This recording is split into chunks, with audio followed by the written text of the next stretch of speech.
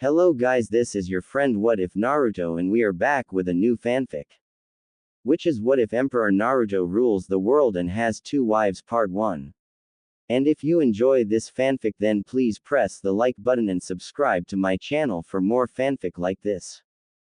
And now let's start the fanfic. Hiruzen stopped by the door at Naruto's apartment. He placed the plastics he held down and knocked. Not twice but 5 times. There was no response. He was certain though, that Naruto was somewhere inside the building. He opened the door and walked in. It was always unlocked. There was a sign of danger painted at the door. Someone had put it there. Naruto never bothered to remove it, neither did he. But at least no one would dare walk inside the place. So Naruto never locked it. Not a night. Not when he was running through the village. Not when he was in the forest of death. The place was cold, and eerily silent. Hiruzen shivered slightly. He should be used to this. But this was his ritual every time he came here.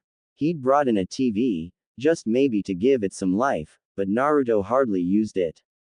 One day he would turn it on and leave it on a news channel.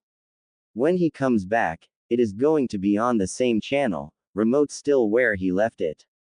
He didn't bother saying anything anymore. The Sandaime walked over to the small kitchen. The apartment wasn't the best. But it had everything. He had made sure of it. Still, this wouldn't mean much. Even if he bought a large fridge, with Naruto by himself, it would only have ramen inside. The damn villagers wouldn't sell him food. They wouldn't sell him anything. Since they couldn't touch him, they thought death by starvation was one way to go about. To some, it was just the fear of losing customers. Who wanted to buy in the same shop as the Kyuubi brat? Shaking his head, Hiruzen silently unloaded the grocery and packed it in the fridge and cupboards. He did this every month. Perhaps it was his punishment for the way things have gone. But if he didn't do it, Naruto wouldn't eat decent food. At least the blonde ate. He could cook. He had taught him how to cook. Once he was done, Hiruzen looked around. It was always tidy. Naruto was clean. He was a miserable lonely child, but at least he cleaned up his place. That was at least something good. But not something that made him smile. There were still many problems that didn't look like they were going to go away. And there wasn't much he could do about it. To feel so powerless to change things, Hiruzen had never been so frustrated, and he was called the professor. He had learned every fire-based jutsu in the fire country. He had solved many puzzles, and yet, Naruto's life was one he could not solve. No matter what he said, the villagers would undo it with their glares and blatant whispers of contempt. Minato would be so disappointed. He walked over to Naruto's bedroom. It was a one-bedroom apartment. There was no sense of life. The door wasn't fully closed. Slowly, he opened it. It made a creeping sound. He cursed. But when he walked in, there was Naruto sitting by the window. A small boy, no more than 5 years 11 months old. His knee was raised, his other leg inside with his back leaning against the window frame. His eyes were cast outside. He had been here all this time. Just silent. Just never reacting. When did it start? How did it even come to this point? Naruto had been happy. He had smiled and laughed. But these days, he rarely went outside. He spent most time sitting by the window, motionless, as if dead. It pained him. Naruto. Hiruzen forced a smile as he walked over the child. His tone was gentle. Naruto didn't react until he stopped by the window. Hiruzen touched the blonde on the shoulder. He almost startled him. Lost in thought, Naruto faced the third for a moment. There wasn't much on his face. He looked at the plastic on the third's hands. Clothes. He did need some of them. Once more, he looked outside the window. There wasn't much to look at. Just happy people, sending glares whenever they saw him. Is it that time of the month already? Naruto finally spoke. His tone was quiet, slow. Month end. The time for an allowance, new food. And to open the tin he hid his savings. The Sandaime gave him more than enough. It was a pity he couldn't spend it all even if he wanted. Most shops had a sign that said we don't sell to demons. Hiruzen nodded. I brought you something. Naruto had to turn around to look at the sandaime. His tone had been filled with excitement. It was obvious from his eyes that he was holding himself from exploding with the news. Naruto grew curious. Maybe even hopeful. I've never seen you so excited unless you're reading that book you keep hidden in your robes, Gigi, Naruto said. He couldn't keep out the curiosity in his tone. Are you finally going to let me see? Hiruzen coughed. He placed the plastic he held down. And then knelt. Naruto then turned over to him and stood facing him. He had done it automatically without any urging. The third placed both his hands on Naruto's shoulders. His lips twisted upside down.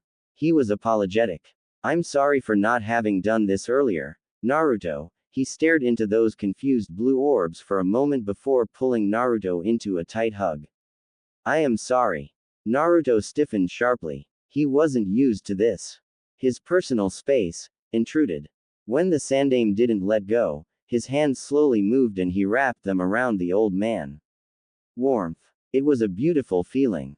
He pulled tighter to get more of it. He buried face on the sandaime's shoulder, enjoying the warmth. It was at moments like this that something he couldn't explain occurred to his heart.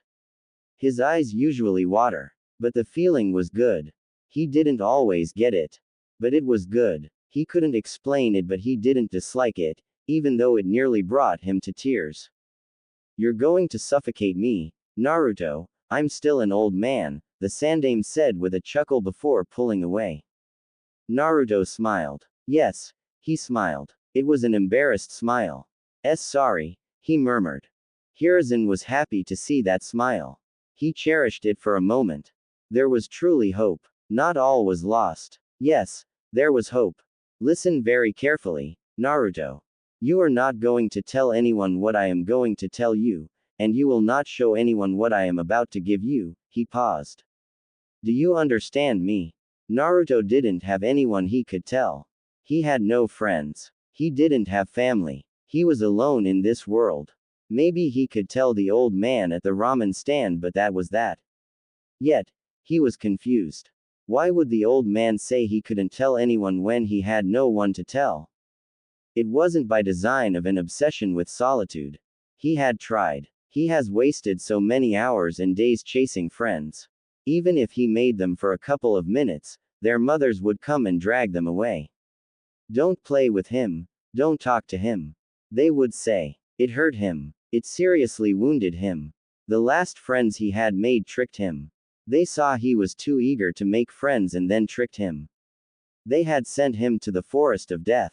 He should have known with the danger signs on the fences. He should have known when they laughed with madness when he crawled under the fence, but he had been eager. The forest had nearly killed him. The sandaime hadn't been amused. He had told him what happened. He had explained things and then swore those boys would never become shinobi. And they never did. Naruto had stopped trying. He had stopped. He had seen the ugliness of people. It terrified him. And he didn't want to experience it again. Why? Do you trust me, Naruto? Naruto quickly nodded. Yes, he said firmly. Hiruzen smiled. It will do your life harm if you tell anyone. I can't risk that, Naruto.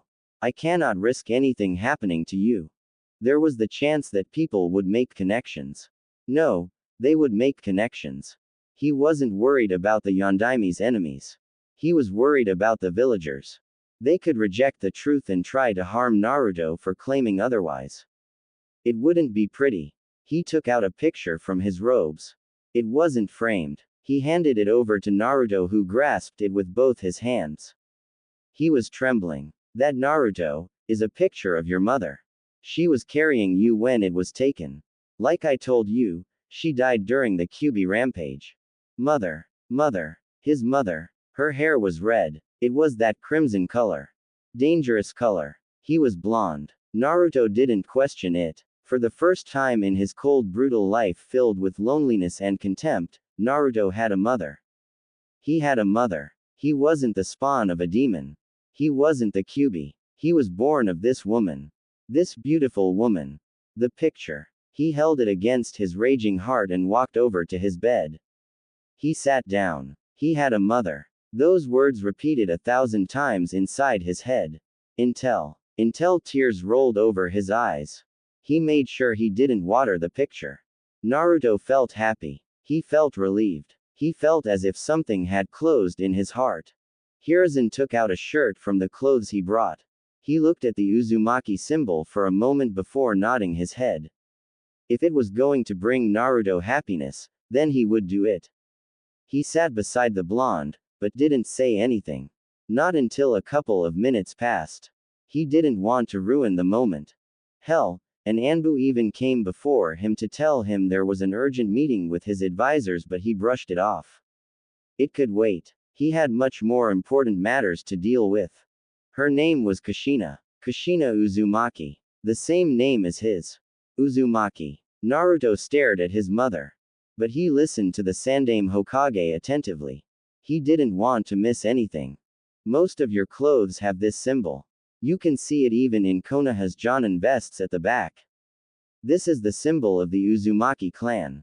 Your clan, Naruto. Your mother's clan. Before you get hopeful, there are no more Uzumakis out there. At least as far as I know.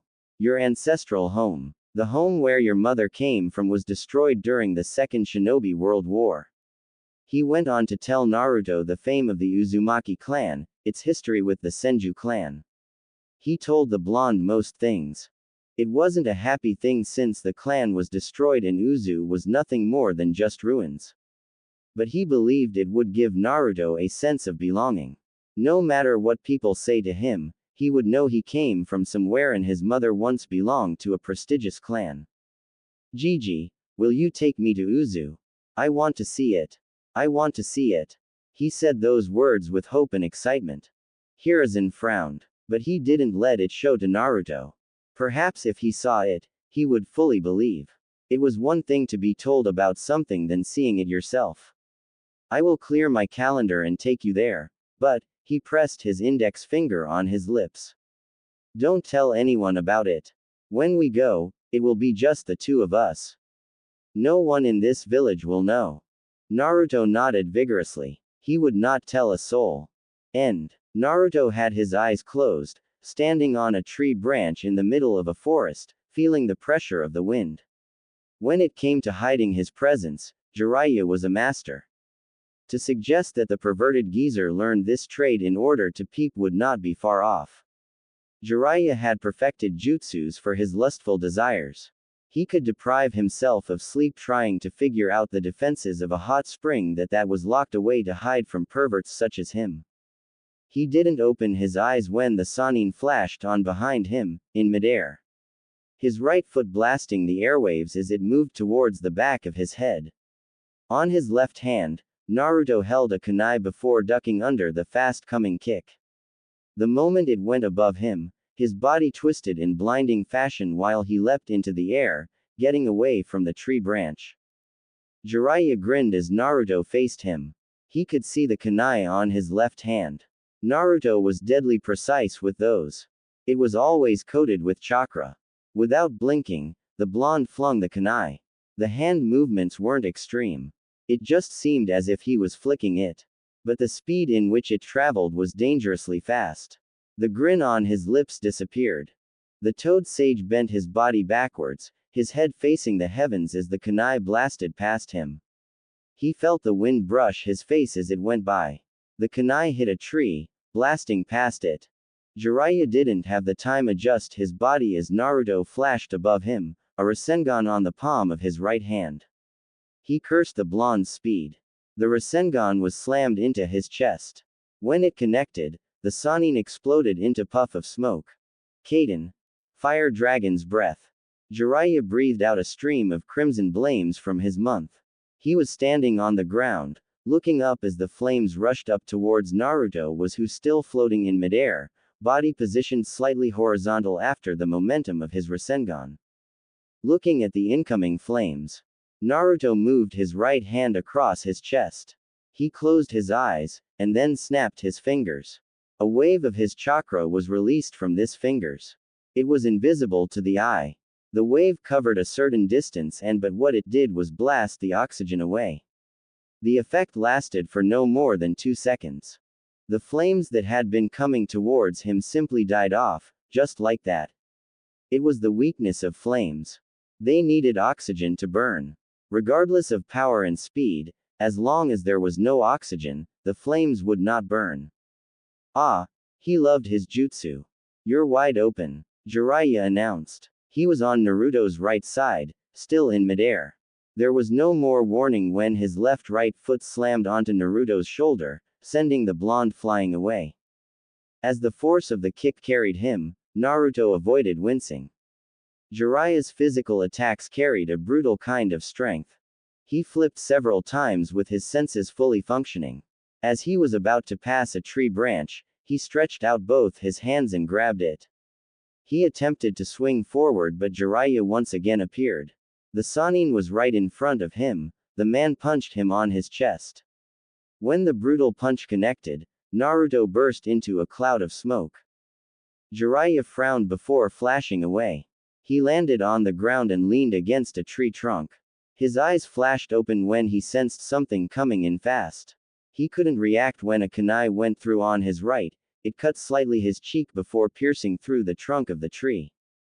Jiraiya sweated as blood dripped from his cheek. His heart pounded a bit with relief. That could have opened his skull had it been intended to do so. You're getting destructed. Naruto was in front of the Sannin. His right foot weaving through the air before slamming on his chest. The attack planted the Sannin against the tree. With his foot still connected with Jiraiya's chest, Naruto formed a small Rasengan in the blink of an eye. As he retreated his foot, he was driving the jutsu towards Jiraiya's chest. The Sannin dropped to the ground and Naruto's jutsu collided with the trunk of the tree, breaking it. As the tree began to fall, Jiraiya did a leg sweep, making Naruto off balance and start to fall backwards. The Sannin flashed above the blonde. Naruto quickly crossed both his hands above him as the back of Jiraiya's right foot came crashing towards his face. His defense held firmly and Naruto quickly grabbed Jiraiya's foot. He balanced himself quickly before spinning around in quick motions. He flung Jiraiya towards a tree. Futon. Wind bullet. He spat out a bullet of wind from his mouth. The bullet hit Jiraiya on his chest and propelled him further backwards. His back crashed into a tree with a sickening thud. Naruto was right before him, not easing up on his attack. He held a sword, coated with wind chakra.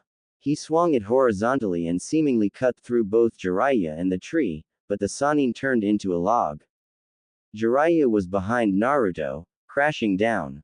His hands were held together, creating a giant fist. The slammed the hammer down with all his strength, hitting Naruto on his right shoulder. The force caused Naruto to fall to his knees, dropping his sword as his hand trembled and throbbed painfully. The Sannin wasn't done. The moment he touched down, he lifted his right foot, kicking Naruto on the back of his head. It was brutal. It forced Naruto to hit the trunk of the tree he'd just cut with his forehead. A sense of dizziness gripped his mind for a moment as his vision blurred. Birds chirped for a second. Jiraiya grabbed him and then lifted him up into the air. The Sannin was holding him up by his throat. Just one hand. Shall we call an end to it? Too soon. Naruto muttered. He moved quickly. Both his hands grabbed Jiraiya's arm. He put so much pressure on his fingers that he stopped the flow of blood and Jiraiya's grip loosened. His legs moved up and he wrapped them around Jiraiya's arm. The Sannin cursed loudly before slamming Naruto on the ground. There was a loud boom as Naruto crashed with his back. But he didn't let go. He even started twisting the arm. Jiraiya started tapping on the ground comically before yelling. Naruto, you are going to break my hand. Do something about it. Naruto yelled back, careless of Jiraiya's pain. You shitty brat, if you break my hand, I won't be able to do research properly. That is worse than death. Naruto shrugged. It will save you from pain and women will have their dignity back. Jiraiya cursed once more and used his free hand to form a hand seal. His hair stretched and wrapped around Naruto. He strangled the blonde, forcing him to let him go. Once free, he hurled the blonde away. Naruto flipped several times before touching the ground with both his hands, trying to stop the momentum. Once he stopped, an earth spike burst from the ground. It was sharp, and dangerously moving towards his chest. Naruto propelled his body backwards by pushing chakra into his fingers to push himself. The spike missed him, just by a whisker. Jiraiya expected this. He was upon the blonde.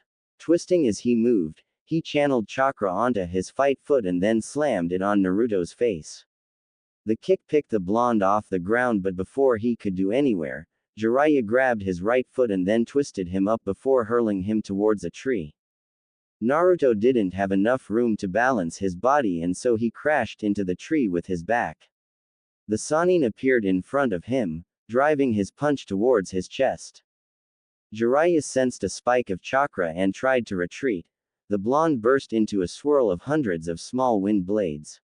He landed a distance away, but before he could even glance at the damage, he felt the air leave his lungs. Naruto was standing just away from him, with a bleeding face, but he was sucking all the oxygen away. It became harder to breathe for Jiraiya. He fell on his knees, clutched his chest, his mouth hung open. He was going to pass out. There was no relief when it stopped. Naruto kicked him on his forehead with a wind-enhanced kick. He guessed it was payback for his earlier kick. Jiraiya felt his head tremble violently. His vision blurred as dizziness took over. He didn't even feel it when he hit a tree with his back. His senses came back when something slammed into his gut, causing him to spit out saliva while falling on his knees, hands on his gut. The attacks were enhanced with wind. It wasn't like Tsunade, but they did the damage. Naruto fell down on his butt, his breathing labored. He wiped out the blood on his face and then fell on his back. He needed to rest. Once the pain was over, Jiraiya leaned against a tree trunk and looked at his hand. It was bleeding with several cuts. He applied his medical ninjutsu to stop the bleeding. The cuts were not deep, so they closed. After a couple of moments of silence, he looked at Naruto. His right hand still ached from that lock. The blonde was improving. He was getting better and better by each month. This training trip had been the best option for Naruto. If they hadn't done this, he wouldn't have gotten closer to his godson, he wouldn't be producing another shinobi who would surpass him. It was still early days, but one day, Naruto would surpass him. He would be better than him. Jiraiya was honestly proud. Minato had been a genius, but Naruto had potential and he used it to his advantage. He knew his potential. The blonde was also willing to learn. "I'm no longer taking it easy on you," Jiraiya more or less grumbled. The last hits had been unpleasant. It has been quite a while since someone managed to hit him so hard. "I told you to bring your A game, even senjutsu if possible. I'd kill you with senjutsu. And I am soon going to cripple you if you're not careful," Naruto retorted. Jiraiya frowned. That was true. He couldn't deny it. It wasn't the arrogance speaking. It was a fact. Before their training ends, Naruto was most likely going to leave him bedridden for a couple of days. They did fight with the intention to kill. There was no friendly. You could break a leg. It was part of the training. Part of fighting experience. More than anyone, Jiraiya knew the experience was important for survival. Your reflexes are good and your speed has improved. But you need to stop leaving gaps between your attacks. Jiraiya lectured. You also leave yourself open each time you snap your fingers. It is only for a second. When fighting against normal shinobi, I can recover quickly. Don't take comfort in that. You will fight people even faster than me. If they are faster, they will attack on that lapse of concentration. If you cannot work around the problem, it is best you leave that jutsu for emergencies. I think that would be best, Naruto said before going silent for a moment. It requires maximum concentration and I must stop breathing monetarily. For you it might be seconds, but for me, it is like minutes. Well, we can't take away the fact that the jutsu is a work of genius. It basically makes the fire element useless against you, Jiraiya smiled. When are you going to broaden your arsenal? You can't be satisfied with just wind. That aside, wind is weak against some elements. You must always be ready to adapt to any change, and using different elements helps in this regard. I can work something out with fire. Given my extensive knowledge of the element, using fire-based jutsus for me should require minimal effort, Naruto said, getting up. I will send a letter to Tsunade for her to send us some scrolls with fire-based jutsus, he said while getting. Come on, let us go back to the town. He looked at himself and frowned. This is going to drive away customers. Don't flatter yourself. You're not pleasant to look at even when you are clean. Jiraiya glared at Naruto. Neither are you. He spat. Naruto shrugged. I have never been pleasant to look at. I have accepted that, he said indifferently. But you seem to be struggling with denial.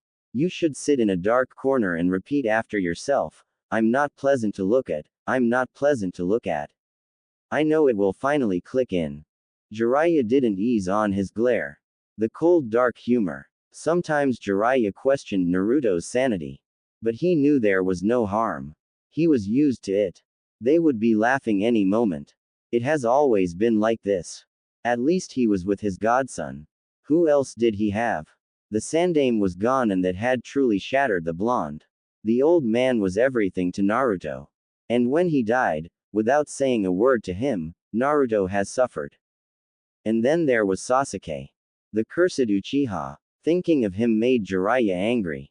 Well, not since they left Konoha has Naruto brought up the subject. Not once, not ever. Hell, the blonde didn't even talk about Konoha. And Jiraiya didn't push. He was getting close. There was no need to venture into territories Naruto didn't want to touch. But he understood that they couldn't ignore it forever. They would have to talk about it because sooner or later, they would have to return to Konoha. You could at least try to be nice, you know. My heart isn't that strong anymore, he said with mock misery, feigning to be 100 years old. Old people are locked up in their homes, Naruto said. He sighed and stared into the heavens. What do you think is up in the sky where we cannot see, sensei? Jiraiya cast his eyes into the clear sky. He stared for a moment before shaking his head. I don't think there is anything there. I don't think there is life there. Interesting, isn't it? Naruto said. What? You say there is no life there, but up in there is where this world receives its life. If the heavens do not make clouds for rain, the trees, the animals, the grass, these things will die. The rivers will eventually run dry and people will be next. There is no life there, and yet, it is where we receive our lives. Once again, Jiraiya looked into the sky. He couldn't argue with the blonde on that note. One thing he has noted about the blonde was that he was deeply knowledgeable about many things.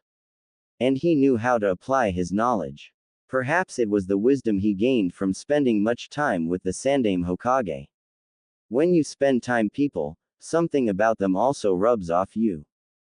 That is nature, Jiraiya said. Naruto nodded. Yes, nature. So beautiful, calming, and yet it can be so dangerous. I like nature, he said before changing the subject. I have been curious, you have no shame, have you ever tried peeping on Tsunade? Jiraiya's body froze. Yes, it was more of a whimper than anything. He could never forget that memory. He still had those wounds from the beating she had dished on him. He fought with the crazy side of him that said it was worth it because he had nearly died that day, literally. Tsunade had pummeled him hard. She had broken so many bones, the pain. Worse, she healed him after doing it and then threatened to beat him into the brink of his life again if he tried it once more. Well, those had been younger days. He could escape now, but he wouldn't dare try it again. He had learned his lesson. Judging by that response, you must have received quite the beating. You don't know half of it, Jiraiya said with his eyes closed. He swallowed hard to banish the memory. She nearly killed me. Since then, I say anything to her but never again. Never again. But you did see, right? Naruto glanced at the Sannin. It must have been something else. She must have been a very delicate young lady when she was younger. She was, Jiraiya said. She is still beautiful, he added. Naruto didn't comment on that. He just nodded. Without much being said, the two headed back to the town. The walk was silent, both in their thoughts. Jiraiya was thinking about what they had to do next while Naruto was thinking about certain things in his life.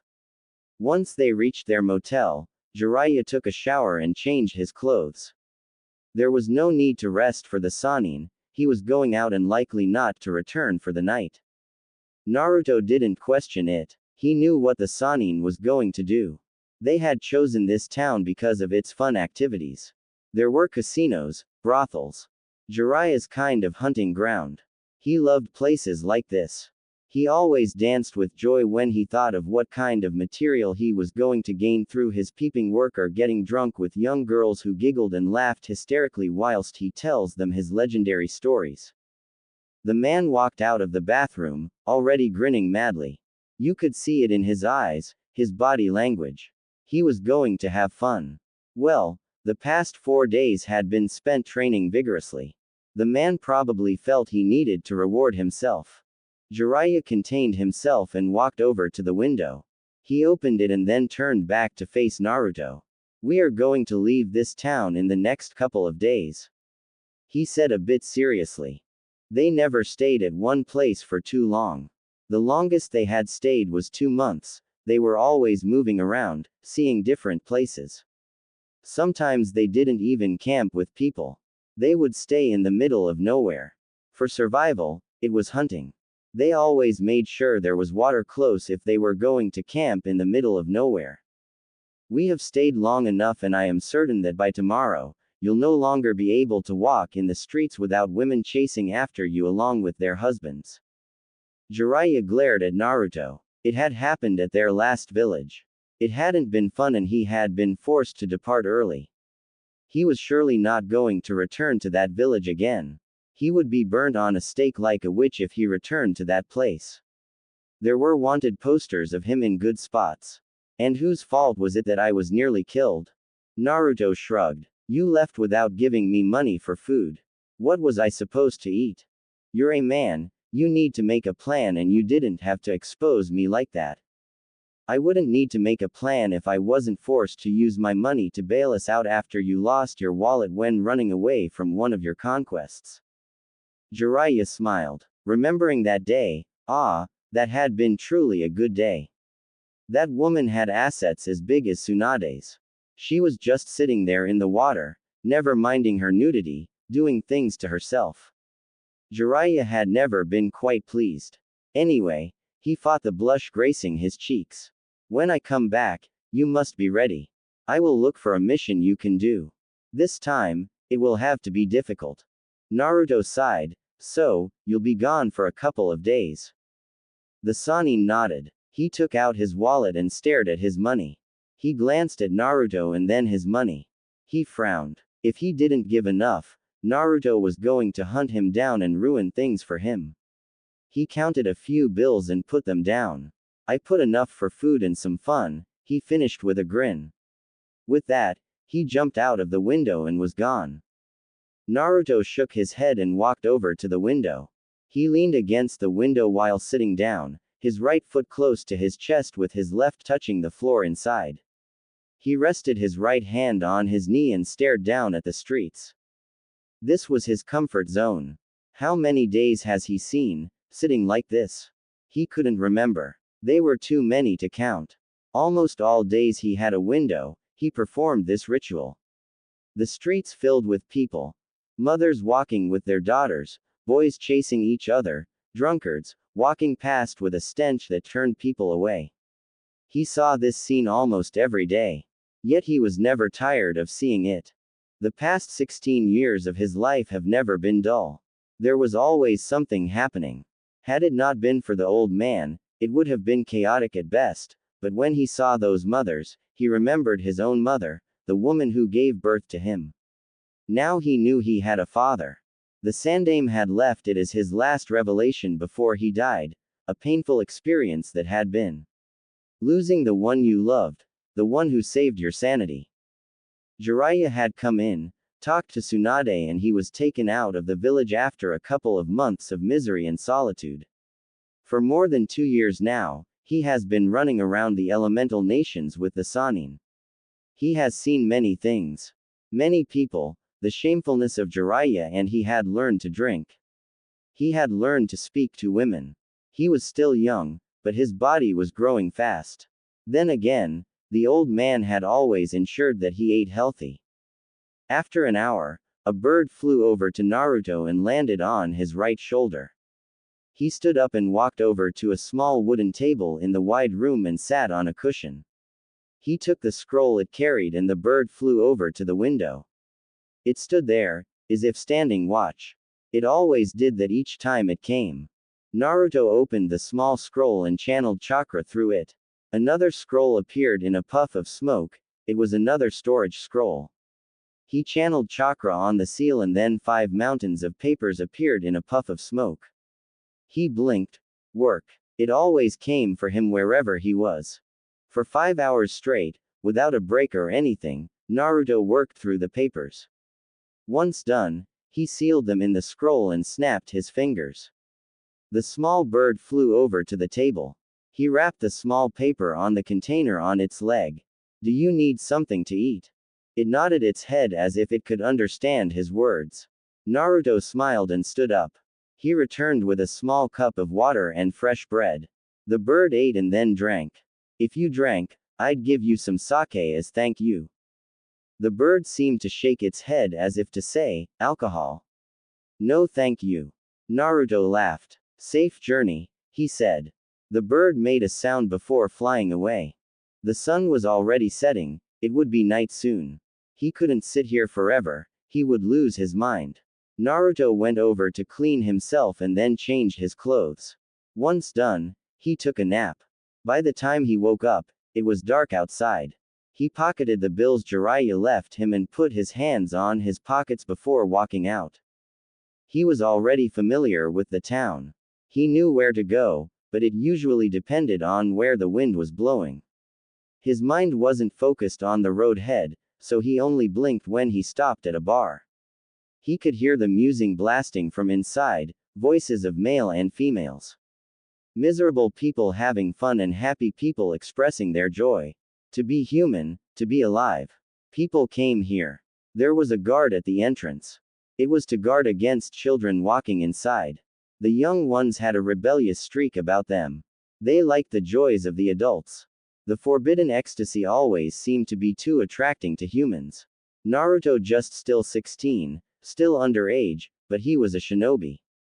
Those rules didn't apply. When the large man saw his headband, he merely grunted and opened way for him. The insides were dimly lit. The noise was too much. But those who complained about it shouldn't be here in the first place. They should be at home sleeping or reading night stories to their kids. If you couldn't handle the pressure, just stay away from it, or so a certain lady had told him. Naruto went towards the bar. He didn't sit. He looked around and saw a free table by a corner. It was dark and you couldn't see clearly. It was his perfect place. He ordered 4 bottles. Once they came, he took 2 cups and walked over to his little corner. Solitude. The alcohol. Ah, the perfect combination to drown in bitterness. Konoha. It has been 2.5 years since Naruto left the village and still, there was no mention from Jiraiya on when they would return. Her friend hadn't even been returning. He sent letters every now and then, but he never showed up. Even now, she was looking at his letter. She was going to write for him to show up before her. Tsunade missed them. She really did miss the two. They had brought her back to this village and now they were running around in the elemental nation without her, her old life. She hoped that Jiraiya wasn't teaching Naruto how to gamble. She had permitted them to go away because Naruto hadn't been the most happiest of people. He was miserable. The Sandame's death had affected him deeply, and from what she had learned was that the old man had been the only person he talked to before he made a couple of friends at the academy. It hadn't been easy and that only happened in his last year. Jiraiya said he was fine. But she was a bit concerned. He was family in a way. He was the son of Kushina, someone who had been from her grandmother's clan and someone who was close to the old woman. She wasn't the one who was by Mito when she died, it had been Kushina, Naruto's mother. So, she did consider him family. Tsunade placed the letter on top of her desk and tapped her fingers. Something wrong, Tsunade-sama? Sakura asked quietly. The slug princess glanced at the Pinkett. She had grown. Well, she had trained her well. But she was still obsessed with Sasuke. That rotten child. He had been spoiled rotten. From what she knew, Tsunade didn't understand why the villagers adored him. She didn't see why girls liked him. He had a cold personality and he was rude. Did the girls really like him like that? If someone said they had been brainwashed, Tsunade wouldn't disagree. Sakura had been willing to throw a fit if someone said bad things about her beloved. The damned Uchiha. No, Tsunade said with a shake of her head. I'm just worried about Naruto. It has been 2.5 years now and from Jiraiya's letters, they are still training. He is even requesting scrolls to continue with Naruto's training, she explained with a frown. Naruto. Her teammate. The boy she'd been cruel to in their days. At some point, even Sasuke had yelled at her and told her that she didn't understand anything.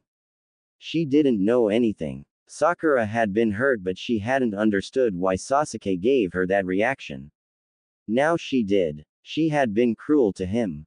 She never acted like a teammate. There were good memories but her attitude towards Naruto bothered her these days when she looked back at it. Perhaps it was because now she understood things about him. She knew his story. She knew why he got along with Sasuke. They were both lonely people. They both didn't have anyone. And she had mocked Naruto for not having parents. Sasuke didn't have them either, but she had considered that his had died. Naruto had never known his. He was an orphan but she never considered Sasuke as an orphan, but he was in the same boat as Naruto. How is he? Sakura asked carefully. Jiraiya never explains in detail but he is fine, Tsunade said a bit bitterly. Sakura was surprised at the realization. So he has never sent you a letter? Tsunade nodded. No, not even one, not since he left. I have only been hearing from Jiraiya. If this continues, I will order them to come back, she said firmly. She didn't say anything as Shizune walked into the office, holding more stacks of papers. She frowned. Why do you have to bring that load now? I just finished another one. It is going to pile up if I leave it, Shizune said calmly. There is also this, she said handing a report to Tsunade. The Godime looked at the report for a moment before frowning. Troubling news. She didn't need it now. She closed it and put it on the drawer on her desk. She handled the letter from Jiraiya to Shizune. Please make sure you get everything in the list, I need to send them to Jiraiya. Shizune looked at the list.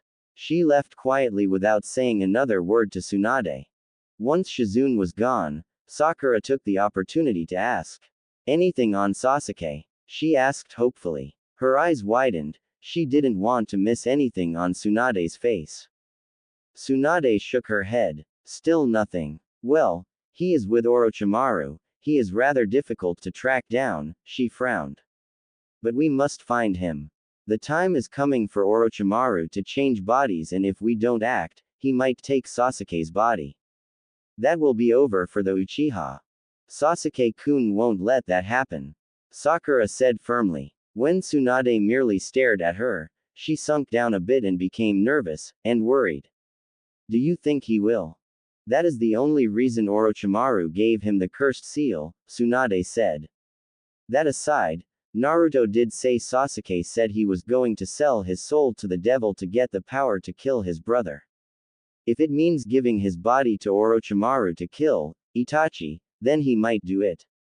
I wouldn't even be surprised if Orochimaru manages to twist Sasuke into allowing him to get his revenge for him.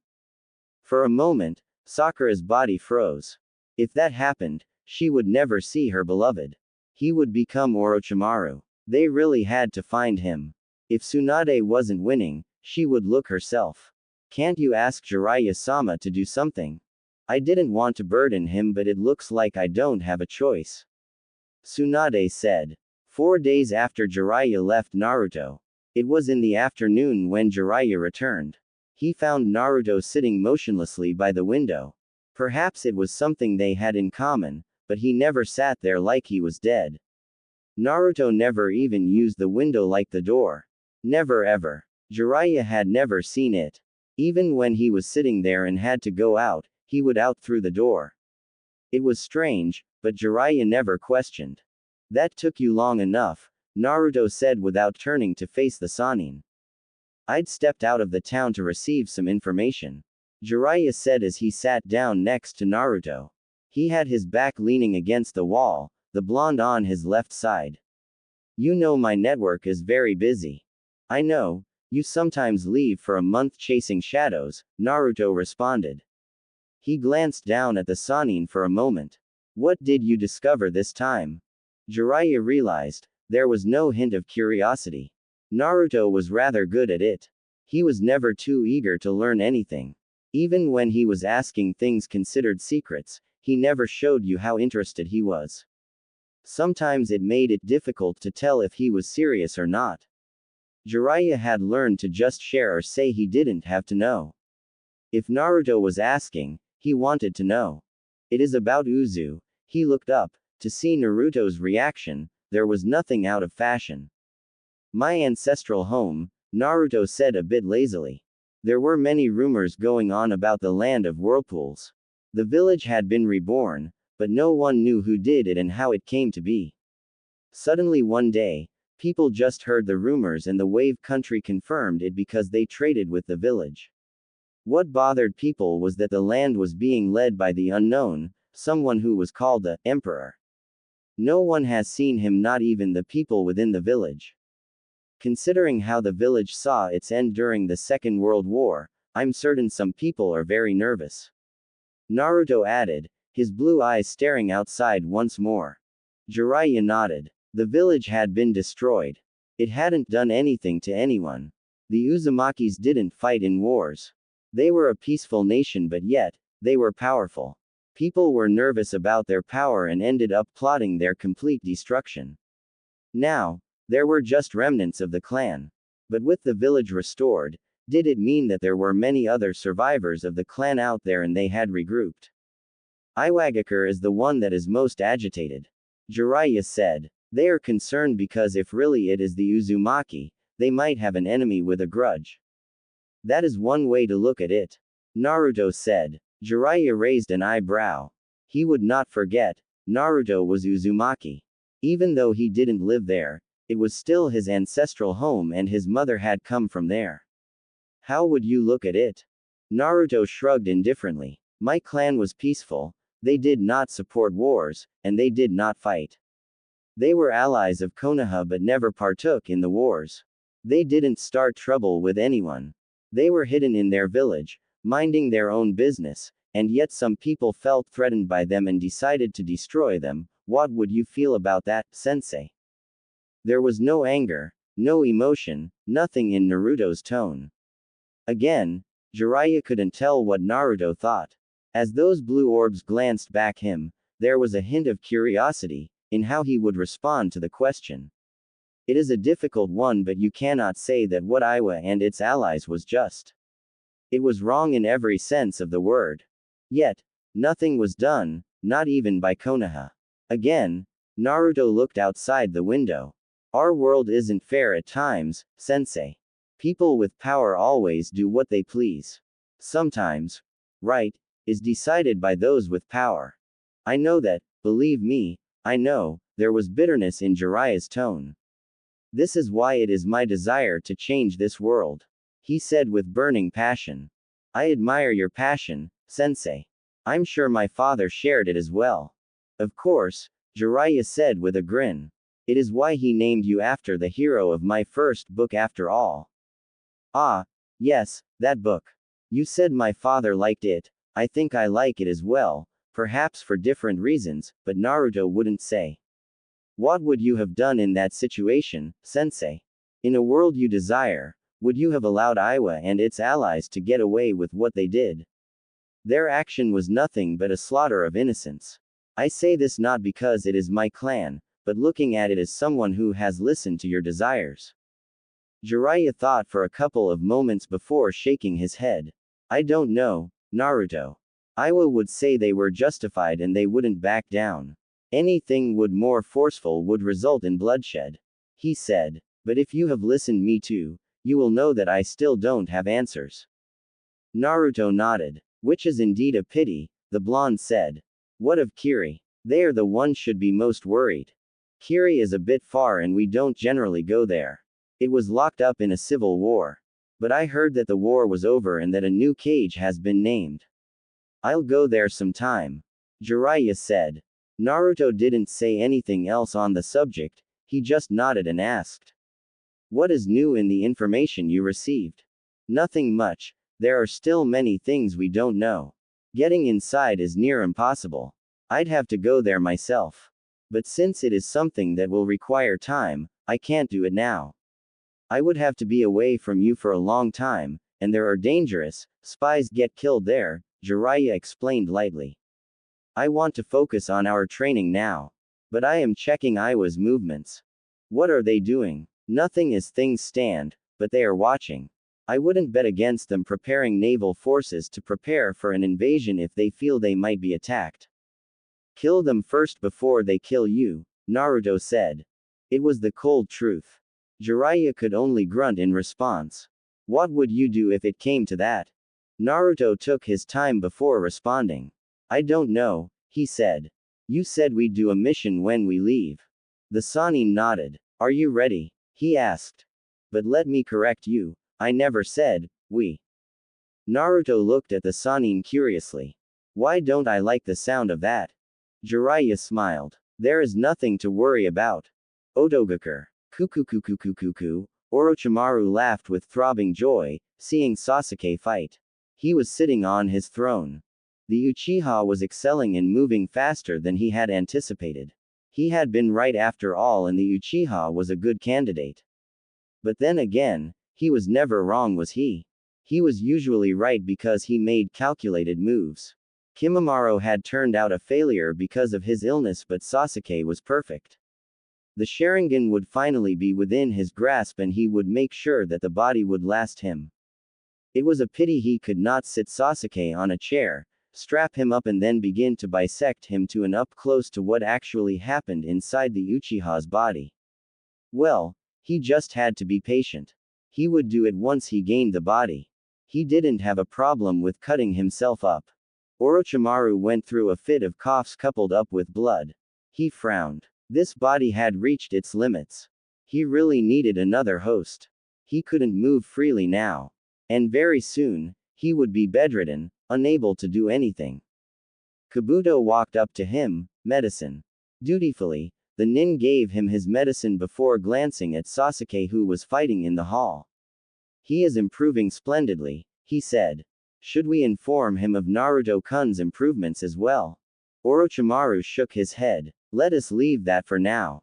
It might come in handy as a form of motivation, he said. Did you bring what I asked for? Kabuto nodded. I've also found something interesting that you might like to know, he said lifting up his glasses. Orochimaru eyed Kabuto. Was he being teased? If the man knew he was going to like it, why didn't he just say it?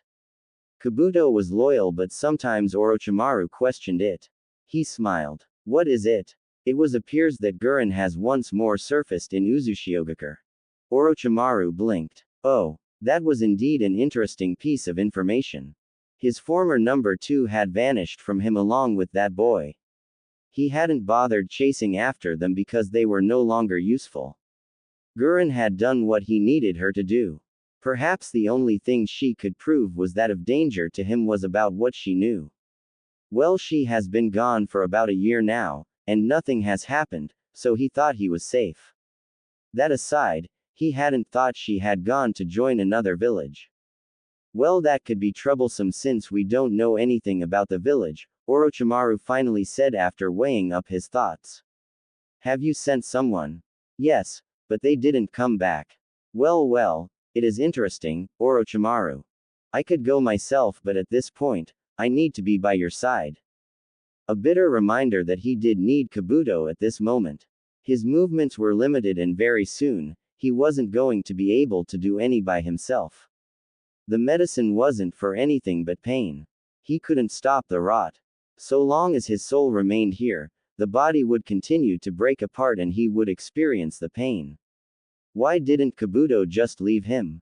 He shook his head. He needn't think about such things. There is something I have prepared, but I'd rather not use it unless there is no other choice. I am not going to be like this forever anyway, but if Gurren was here, I'd take her body and continue to nurture Sasuke-kun until he is ripe for the taking, the Sannin said. Call him. Kabuto nodded and called Sasuke. The stoic-looking Uchiha walked up to the two, his fully matured Sharingan glaring at the pathetic-looking Sannin with so much coldness that it filled Orochimaru with joy. What? I have a mission for you. I'm finally leaving this cage, Sasuke said as he accepted a scroll from Kabuto. Everything is in there, Orochimaru said. It is merely a test of your strength. I want to see if you can succeed smoothly before changing tactics for your training. River Country. Naruto sitting under a tree in a meditative position with his eyes firmly fixed on Jiraiya. The Sannin was sitting there with him. Plans were drawn on the ground. Naruto had already surveyed everything while Jiraiya watched. The Sannin hadn't commented and said he would not comment. Even if Naruto was making a mistake in something, he would not say anything, not until the mission was over.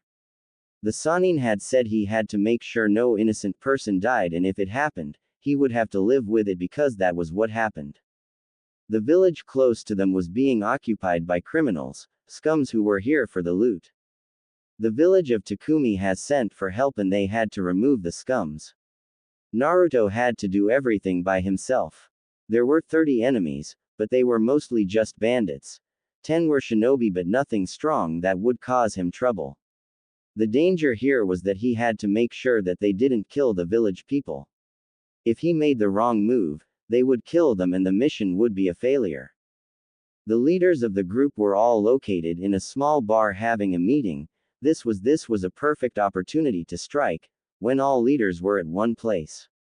7 were doing patrols around the village. He could easily handle those with his clones and silently as well. 5 were guarding the daughter of the village leader who they were demanding a ransom for. These people were in different locations and he had to strike quickly. The rest of the villagers were in their homes. They were told not to make moves. For some reason, Jiraiya had leaked that Takumi had hired shinobi and he had to deal with people who were aware that an enemy was coming. Remember Naruto, if you just leave this people, they are going to harm more people. If there was a mass jail for criminals, we'd capture them and send them there, but we don't have that. Killing is part of the job. Don't make it feel natural for you. It's not natural. Life is precious, but as shinobi, we cannot avoid it. You don't always have to kill.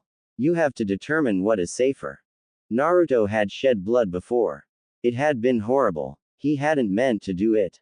The man was a bandit and Naruto had put too much strength on his hands, he had ended up snapping his neck. That sickening crack when the head twisted, those eyes rolling with life disappearing, they had haunted him, but Jiraiya had been there. Jiraiya was taking him through this, just to prepare him, just to make sure that he would not freeze and risk the lives of innocent people locked up in their homes. At any moment now, these people were going to round up the villagers and use them as shields to deter shinobi from attacking. This was why Naruto had to move now. I know, Sensei, Naruto said. Wish me luck.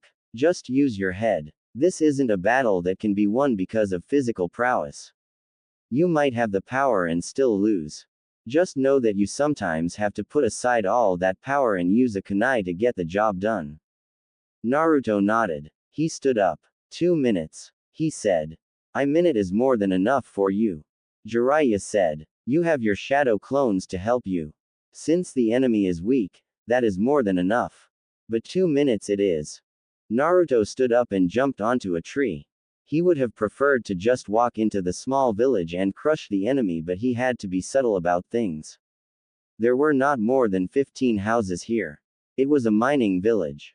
But the gold had run out. The bandits didn't know. Imagine their disappointment when they found out. Kage Bunshin no Jutsu. Naruto created 7 clones to deal with the bandits standing guard. He created 11 more to guard the houses where people were locked. The 5 guarding the important girl were inside as with the leaders, so he could get rid of the others without them noticing. Once his clones dispelled after completing their duties, Naruto ran. His movements were as smooth as a gentle breeze. He didn't make a sound as he danced through the rooftops before suddenly landing behind a group of 4 bandits. Hey WH. He didn't allow them to say anything.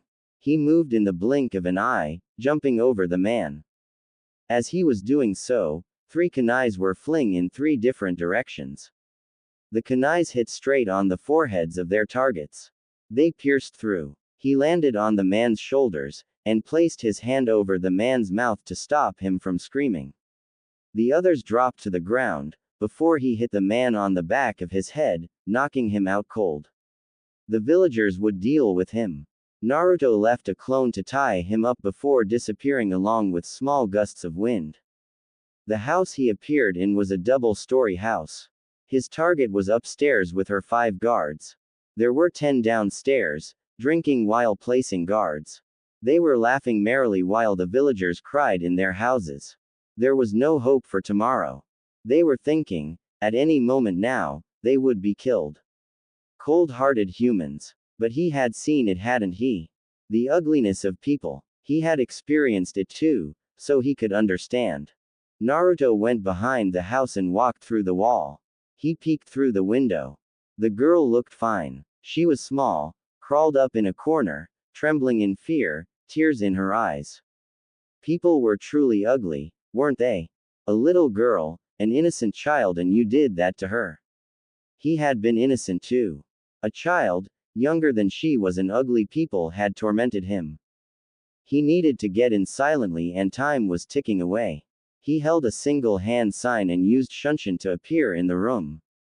5 kunais were in his hands. He twisted speedily and threw them all, each hitting its target. The bandits didn't see a damn thing. They fell lifelessly on the floor. Naruto walked over to the girl and knelt down. He gave her a warm smile and whispered something to her ear. He noticed she tensed. She was afraid. He created a clone which picked her up and left by the window. Naruto stood up. He was done with this part. He took out a smoke bomb and went downstairs. He threw the ball on the round table the 10 were gathered around. It went off, quickly covering the room with smoke. Everything else occurred within seconds and Naruto walked out safely with his hands inside his pockets. He could consider his mission done and dusted.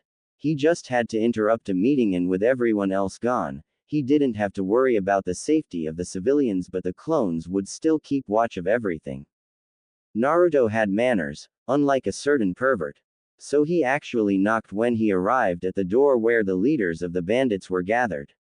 He knocked gently a couple of times before a large man walked up. He dwarfed his frame by sizable proportions.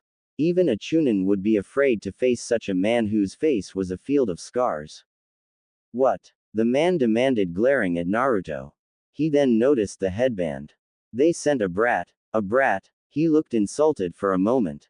Naruto didn't say anything. His response was to punch the man on his face. Despite his size, the man was sent flying back inside the room. He crashed loudly onto a wall, face bleeding, teeth falling out. He cursed loudly as he staggered to get up to his feet. Naruto stepped into the room. They were all large, ugly men. They were the kind of perverts of liked little girls. Pedophiles. He counted them calmly before greeting them. They were not even the least surprised or alarmed. As large as the man he had punched, he was simply a doorman. Konoha shinobi. One of the men frowned, looking at the forehead protector Naruto wore. Is it true? I've had, even though young, Leaf's shinobi are strong, one asked quietly. We are about to find out. They all readied themselves, grinning madly. He was just one. They were big and strong. They could handle this, or so they believed.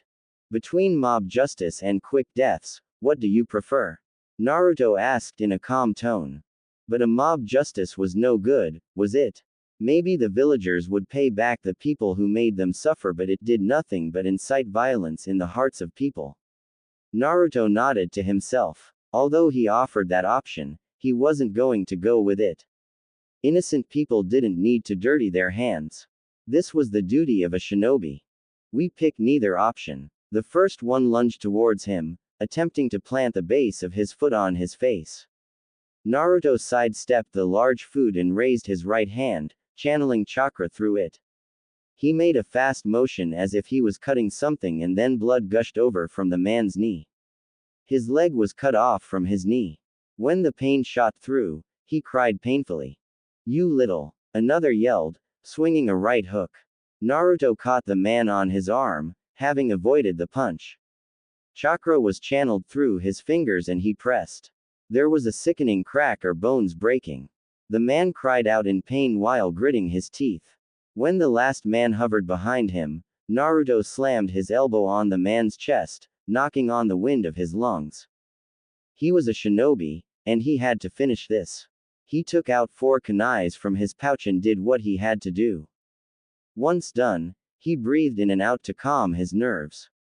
He didn't need to see anything. He simply walked out and made way for it. Jiraiya could handle the rest. They just needed to do what he did and mission complete. The village would be safe. Minutes later, Jiraiya walked up to Naruto. "I can't complain," he said of Naruto's performance. "You okay?" "Yeah," Naruto said with a grunt. "Where to now? I doubt we are going to be staying here. Takumi to collect our payment. You know someone has to pay for our living expenses," Jiraiya said. "We will stay in the village for a couple of days before deciding where we will go. I have to wait for something." "Our payment?" Naruto asked with a raised eyebrow. "It is my payment, sensei, and we are not sharing. I'm the one who found the mission, and we are a team. Takumi hired both of us and they will pay both of us," Jiraiya said. "You should have asked the terms before you did anything." "Well, I can always tell them that you didn't do anything and don't need to get paid," Naruto offered. "I'm sure they'd believe me." "You wouldn't." Naruto smiled. "Of course not. I wouldn't do something like that to my beloved perverted sensei." When Naruto first met the Biju inside of him, he had been truly frightened, not of those huge eyes or its size, but the sheer amount of hatred those eyes directed at his presence. He was surely just an insignificant person the Biju could squash under its massive paws, yet it could look at him with so much hate that his body trembled. Naruto had never felt something so powerful. Over the years, he has learned that it wasn't him specifically who was hated but humans in general. The poor beast was forced to remain caged because of its power. It was a sad thing. Of course, Naruto didn't pity the beast. He didn't hate it either. As he gently touched the waters, those huge eyes opened slightly. Naruto marveled the size of the Biju, its intelligence. People were missing out by simply brushing out the Biju as nothing more than a source of power, a weapon of destruction. Chaos incarnated. Those eyes, I wonder if you stared at my mother as you do with me. She never visited. Kurama responded calmly. Unlike with you, her seal was simply designed to suppress my power. The same can be said about Mito. So they all never used your power but just kept you at bay. The Shodai's words were like he has nothing against me but I was too powerful to be left alone. So his wife sealed me within her. I have been confined for years, you thinking of ending my term? A toothy grin. Naruto smiled. Yes, those attempts. The Biju always attempted to entice him to let it go.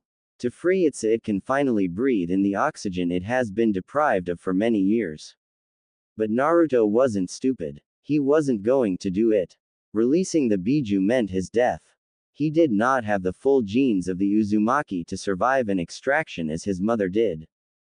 My clan was also destroyed for being too powerful. I guess we have something in common there. Naruto said. But that isn't why I am here. My power, Kurama said. Naruto was like all humans. He wanted his power. He was the first Jinchuriki to use his power, but it did give him a sense of freedom. The seal held him, If Naruto was willing, he could draw out as much chakra as he was willing to give. Naruto nodded. I wish to learn to control it once more. Kurama grinned. I thought after you nearly killed that hermit when you lost control you wouldn't want to try again. Naruto shrugged. It would be stupid of me to leave this power like this. You are strong and I am your host. It doesn't matter that neither of us had a choice in our union, the fact is we are together and I am going to learn to control your chakra. I'm not stopping you. Yes, because when I use the chakra, the seal weakens. I have been studying seals since I was 7. Although the old man never taught me anything special, he introduced me to Fuinjutsu and said it was the legacy of the name I carry. So I know what happens with this seal and I know you laugh gleefully when I lose control. Kurama stared at the blonde for a moment before laughing menacingly. You lose control because you can't handle my chakra, human. Naruto shook his head. Yes, your chakra is potent and admittedly deadly to the human body, but it isn't the potency of your chakra that makes me lose control, it is the hatred. Hemp. Kurama stared. If you can't handle it, then don't try to use it. I am hatred, it comes with my chakra. But you can make it worse because you want me to lose control. Naruto stressed those words. Look up. Kurama did and saw structures. He frowned. He knew the seal. Naruto clapped his hands. You are very knowledgeable about seals. Then again, you have always been sealed within seal masters, he said. That is insurance. You are not going anywhere unless I say you are. If more than 6 tails of chakra leak out the seal, that falls down on you and restrains you. With that said, it would be much simpler for both of us if you allowed me to use your chakra without doing anything funny that interferes with the process. A human, doing this to him. A child no less. It was humiliating. I have no plans on remaining here until you decide to transfer me to another host. I will make my escape. I know you will try. I'd try to escape too if I was locked up in a cage, but I still won't let you go. I need your power. I know you hate humans. If you force your way out of the seal, you're likely to kill me first and then incinerate my body just to make sure I stay dead. But let us make a deal that gives you a bit of freedom. Of course, you'll still be locked, but the seal is special and we can work out something. Naruto's eyes snapped open. They sharpened when saw Jiraiya's foot heading straight towards his face.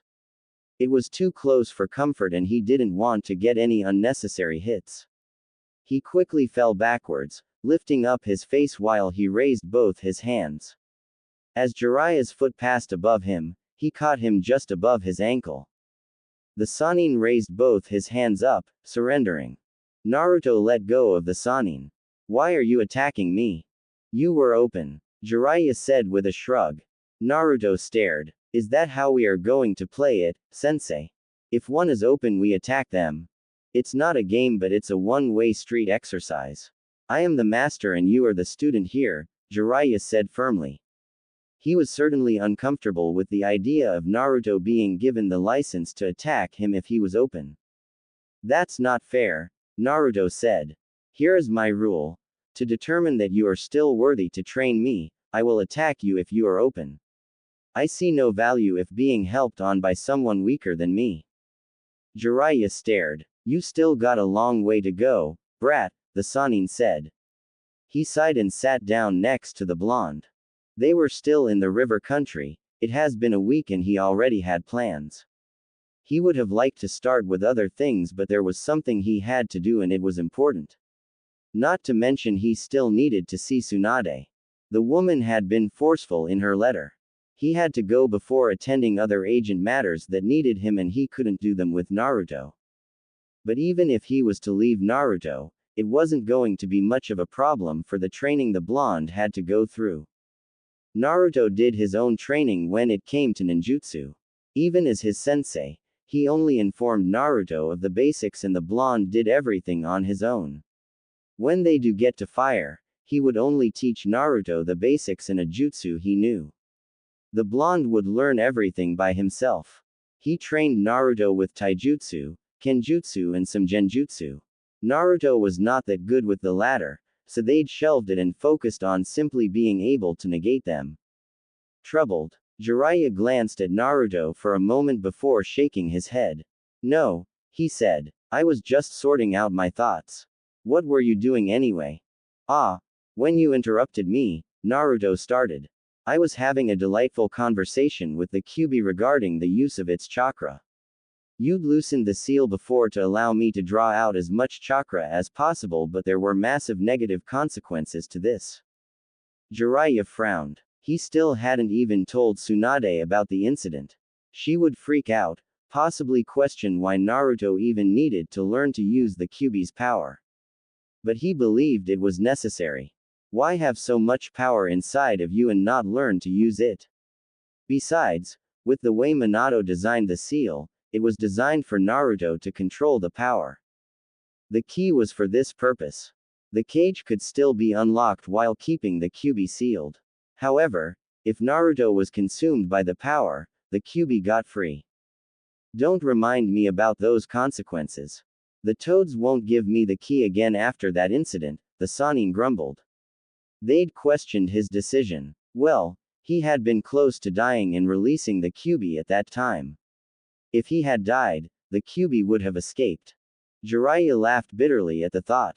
It would have been a ridiculous end to his miserable life if his last deed was unleashing a hateful Biju into this world.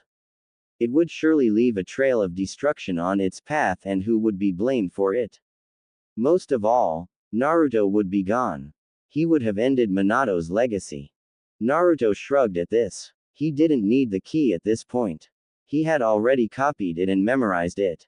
Without seeing it, he wouldn't be able to recreate it because the lock was hidden and the seal itself was worthy of Uzumaki. For greatness, we must be willing to take risks, sensei. If everything came easy, things would be different. Naruto said. My conversation with the Biju centered on it allowing me to use its chakra freely. Of course, I can still use it freely, but when forced and taken in its raw nature, it leads to situations we'd both rather avoid. Jiraiya was silent for a couple of moments. Did it say yes? Of course not. The Biju wants to leave the cage, Naruto said with a shake of his head.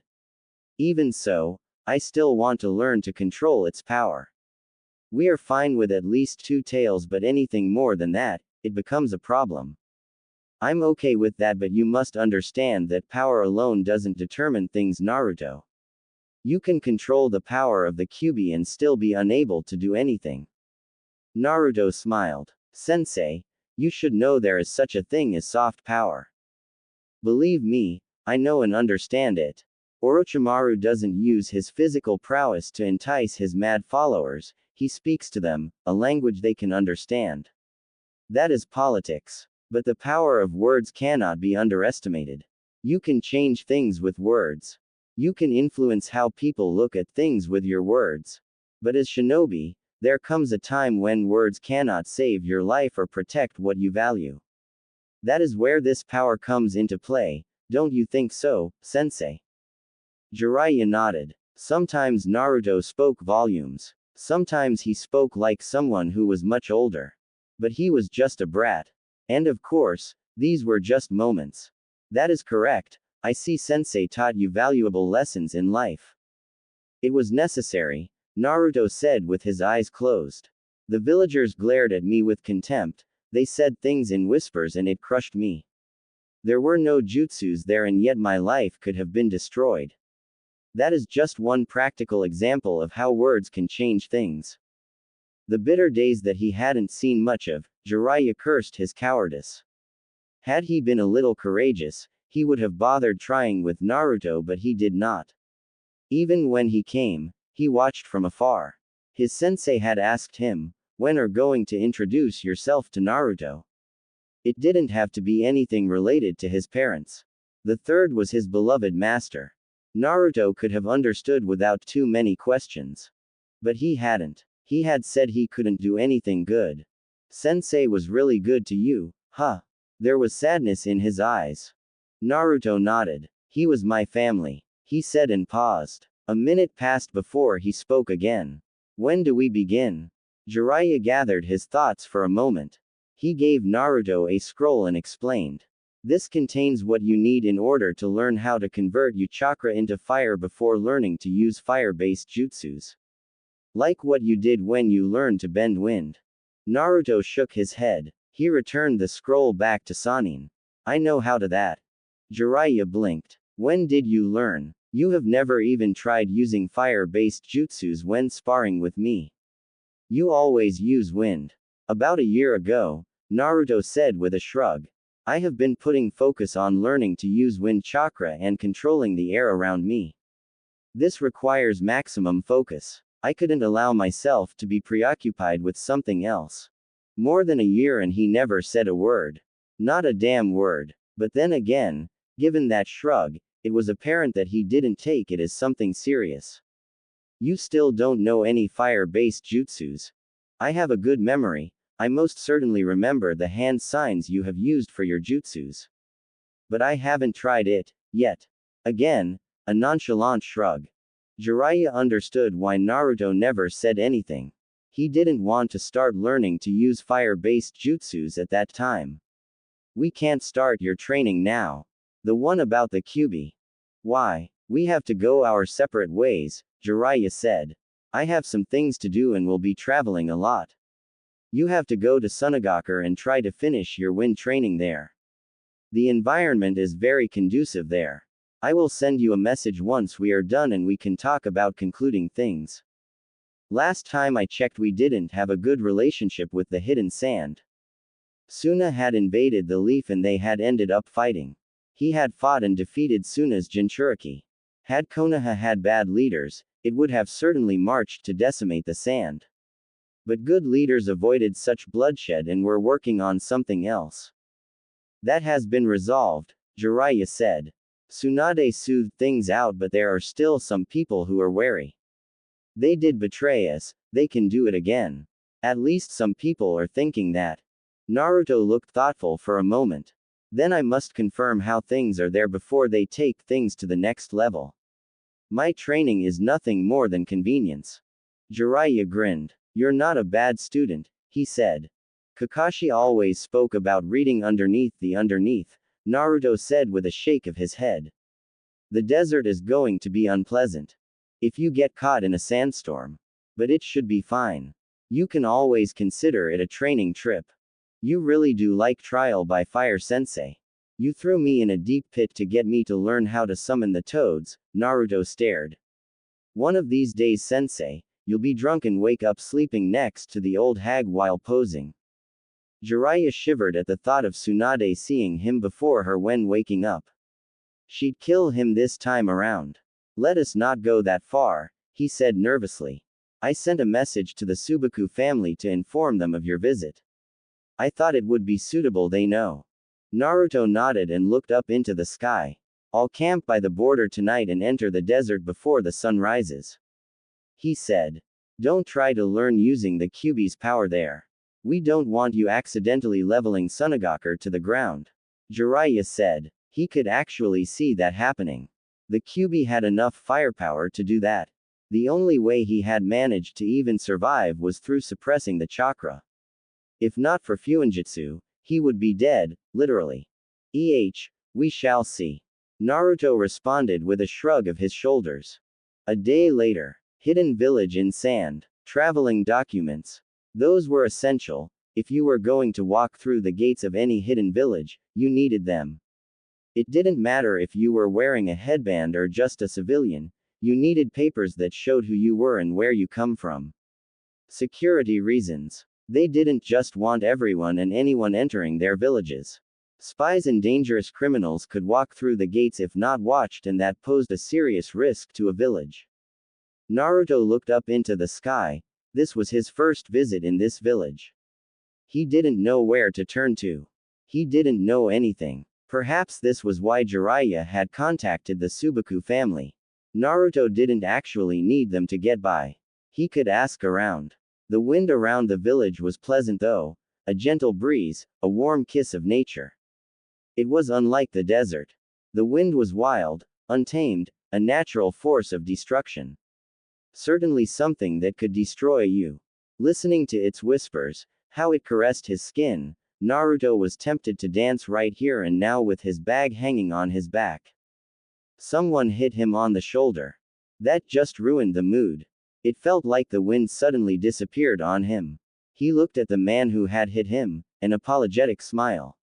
Naruto nodded and the man hurried somewhere. A minute later, 2 more people passed by him running. Naruto shook his head. A village may have different name, culture and environment, but people were still the same. He started moving once more and finally found a room to rent, for a month-long stay. There was no hurry to see the Subaku siblings. He wasn't even sure how it would go considering that the last time he met them he had been battling Gaara.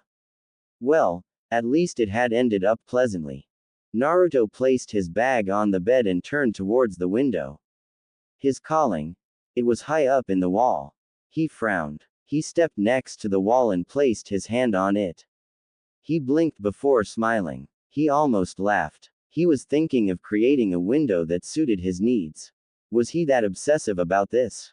Naruto shook his head. The window was probably up there because of the conditions in the village. If storms came, they had to be safe. He placed his hands up and climbed up onto the window. He couldn't sit the way he preferred given the size of the walls, but it would do. Once settled, Naruto looked outside. It wasn't a pleasant view. Then again, he never visited the window for its view. 2 hours went by before Naruto was snapped out of his thoughts by a knock on the door.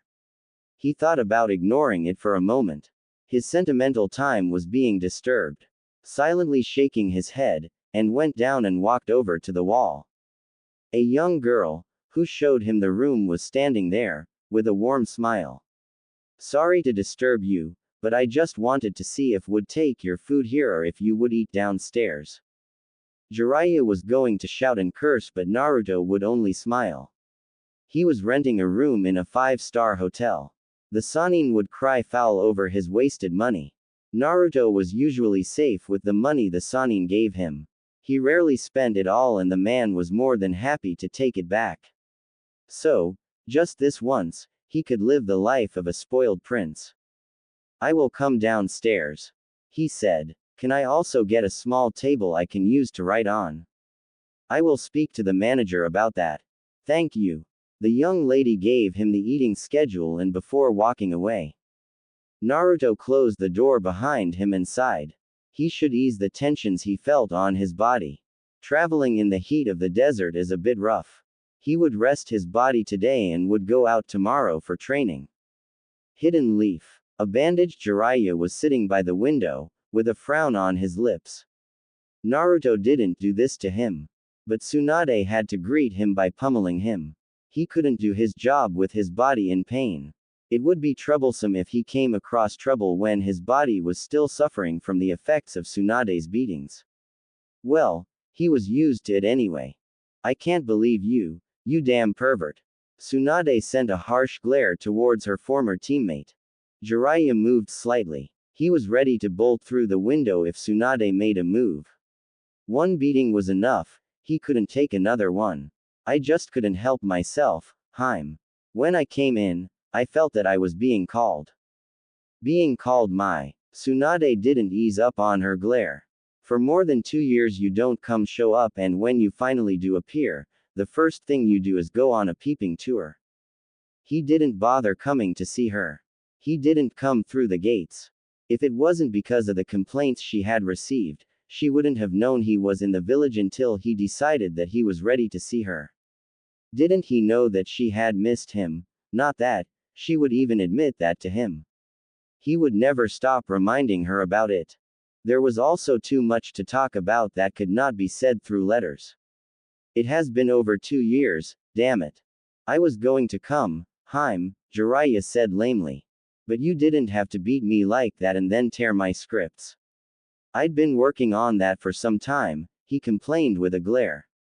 Tsunade shrugged carelessly. I should be having someone remove all those images in your head, she said. Jiraiya wouldn't permit something like that. He would fight tooth and nail to avoid it. Naruto let him do his research peacefully as long as he took care of everything that the blonde needed. Sneaking in was a good idea though. He was already banned in most places. He just wished Tsunade wouldn't have her Anbu try to monitor him while in the village. They were not a problem, but it would just create an unnecessary problem for him. Anyway, Tsunade turned serious. What did Naruto say when you said you were going to come here?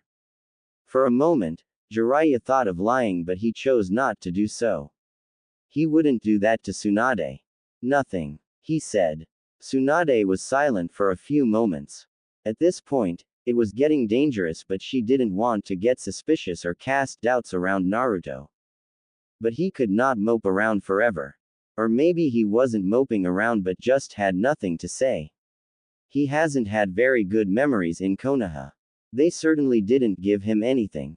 As far as she knew, the only good thing that had occurred for him in this village was when they cheered for him after he won his match at the Chunin exams. But that was the only thing. All other memories were bad, and the Sandame's former advisors seemed particularly worried about this. Then again, they dined with Danzo. There was always an ulterior motive. But they kept disturbing her about Naruto's return to the Leaf. She certainly didn't want him to spend more years in the wilderness. She was sure he would be here when needed, but the Leaf didn't need another Jiraiya. I was thinking that perhaps he would have said something, Tsunade said in a measured tone. He doesn't talk much about anything personal. We get along just fine and I think he is fine, but we do need to start talking about these issues. Then again, it seems that unless I bring up something we won't talk about it unless it has something to do with training. But he does talk when the subjects come up. Jiraiya nodded his head. He isn't a silent person when you are talking to him, but he can be very silent. He does this thing where he can sit motionlessly for hours like he is a statue. There was a bit of indifference about the way Jiraiya said those words. He even shrugged in the end. Why don't you sound concerned about it? It isn't a problem, he said. I think it is done out of habit. Tsunade was silent for a couple of moments. She couldn't get any reports the Anbu made on their observations of Naruto. There was a register that said someone was observing him, but there were no records of it. Not in this office, not in the Sarutobi compound, not in Anbu HQ, and she didn't know who was doing it. Well, she had succeeded her sensei. If it was something dangerous, he would have made sure to keep it for himself only. The training is going fine, I assume. You don't really give a clear picture in your reports. Everything is going fine. If we end up taking more time, I will talk to the Toads about teaching him Senjutsu. But I will see what happens in the coming months. Forget Senjutsu. Why are you talking like you are going to spend more time away from the village, Jiraiya? You have to start talking about coming back now. There is a limit to how much I can tolerate this. I will talk to Naruto about it, but I did mention that we would have to talk about concluding things, the Sannin said. Tsunade stared at the man. He didn't sound concerned, and he wasn't saying they would come back. You're not concerned, are you? You are happy you are spending time with your godson and are able to do some good for your past failures. Jiraiya smiled bitterly. That might be true. It may be selfish on my part, but I am doing something good here. Naruto is learning and he will become a great asset to Konoha. It isn't like there is anything that really needs him here, so he can afford to focus on his training, Jiraiya responded in a tone filled with regrets. I will talk to him about it. Let us just give it one more year, Haim. Tsunade sighed. The issue with Uzu is becoming a problem. Naruto is Uzumaki and his continued absence in the village is troubling to some people and to me really. If there are survivors of the Uzumaki clan there, would he decide to go there, or would he come back to this village that has done nothing but treat him with contempt? Jiraiya frowned. He avoided thinking about this issue. He didn't want to question Naruto's loyalties. His sensei had never said anything about Naruto being a flight risk. But this was what Tsunade was basically saying. He could understand from her position. There was also the Kyuubi to think about. What are some people plotting? I don't know as yet, but they will eventually. She sighed tiredly. Who could have thought that the revival of one small village could unsettle things so much? Well, you could understand why it was destroyed in the first place. Our world depends on bijus to balance power, but they had the power of making possessing bijus worthless. The Uzumaki's sealing prowess was something that we can never see in this world. Jiraiya said, if they have come back, now you start questioning, are they going to come for us? A paranoid person like Danzo will also be thinking, will they also look at Konoha? Why would they turn to us if they have indeed revived? Konoha did nothing after Uzu was destroyed. Nothing. Mito was married to the first Hokage. We carry their symbol on our shinobi vests. Kushina was sent to this village for the sole purpose of becoming a Jinchuriki. And yet, when their village was destroyed, we did nothing. Tsunade frowned. That just raises a new problem. We will deal with it when it comes. But if we are looking at it in that way, they have a lot of enemies. She said, we still don't know anything, so best we wait. Have you been able to determine Naruto's standing in this? Jiraiya shook his head. No, he said. He asks questions when talking about it and poses some things that get me thinking, but always does it objectively, not as Uzumaki. Naruto did that often. He didn't reveal his opinion on most things despite his willingness to engage him in any subject. You have to find out what he thinks, Tsunade said. What do you have on Sasuke? He follows Orochimaru closely, but I think he has been around Otogakur in the past months. We never saw him anywhere. Orochimaru is the one who has been rather silent. Tsunade looked thoughtful for a moment. Since he has to change hosts every 3 years, we can assume that his current host is starting to wear out. So he is limiting his movements, she said.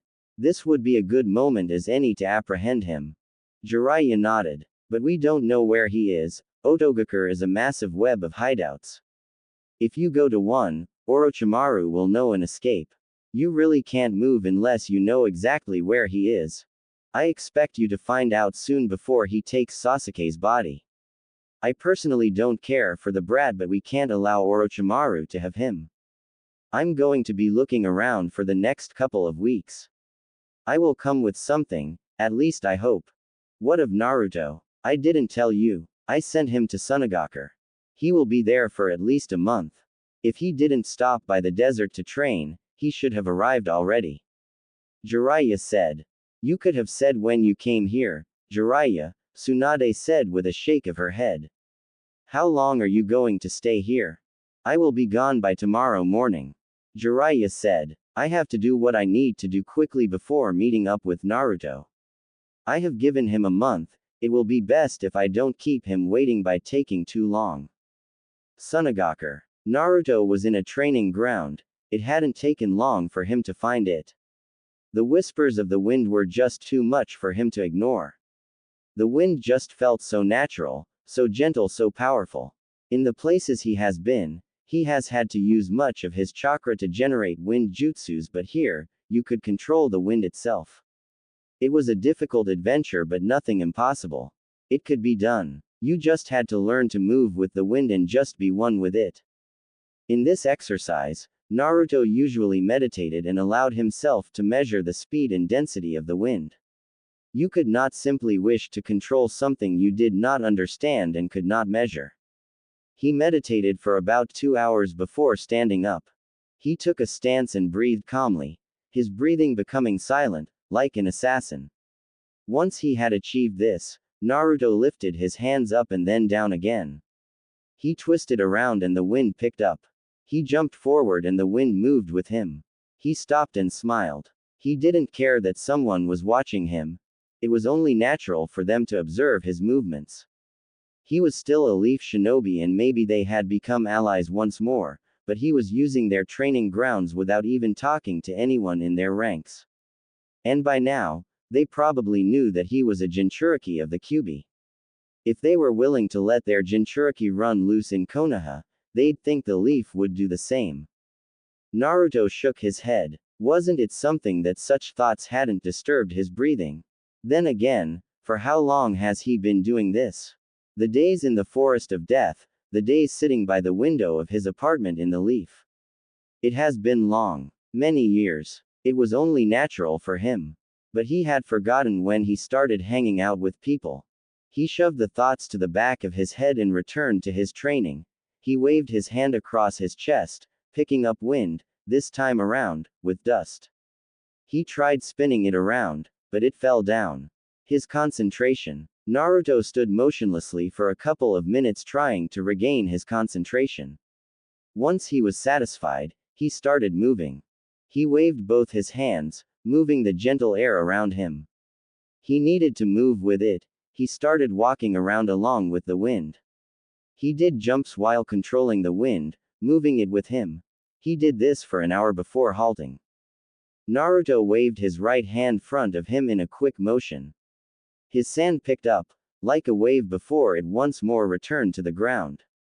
Naruto clapped his hands together, while standing motionlessly. Sand picked up around him and then started twisting. It was like a small gentle storm. Naruto was moving around with the storm, dancing around the training ground.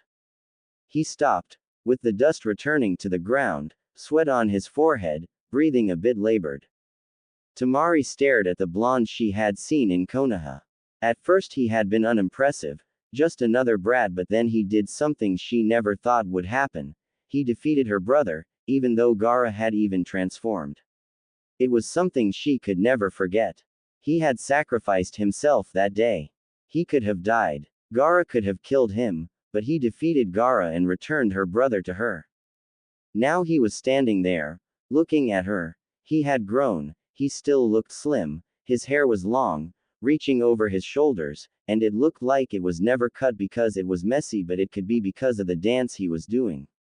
He was dressed long black pants and a black long-sleeved shirt with a swirling symbol in the front. He had truly grown, a bit of something to look at. That was impressive, Temari said, walking over to Naruto. Naruto shook his head. He had a small smile on his lips seeing the blonde kunoichi. It was nothing, he said. Just requires a bit of concentration and energy. He paused. You don't have a problem if I sit down, do you? I am a little worn out then look. The exercise took out a lot from me. Temari shook her head. She glanced at him with a curious eye as he settled down. On first look, it appeared that you were controlling the sand, but that isn't it. Naruto glanced up at the blonde. Subaku no Temari. The eldest of the past Kage's children. As far as he was concerned, this village has yet to elect a Kage since Rasa was killed. This was the daughter of that man and a brother to the puppet user as well as Gaara.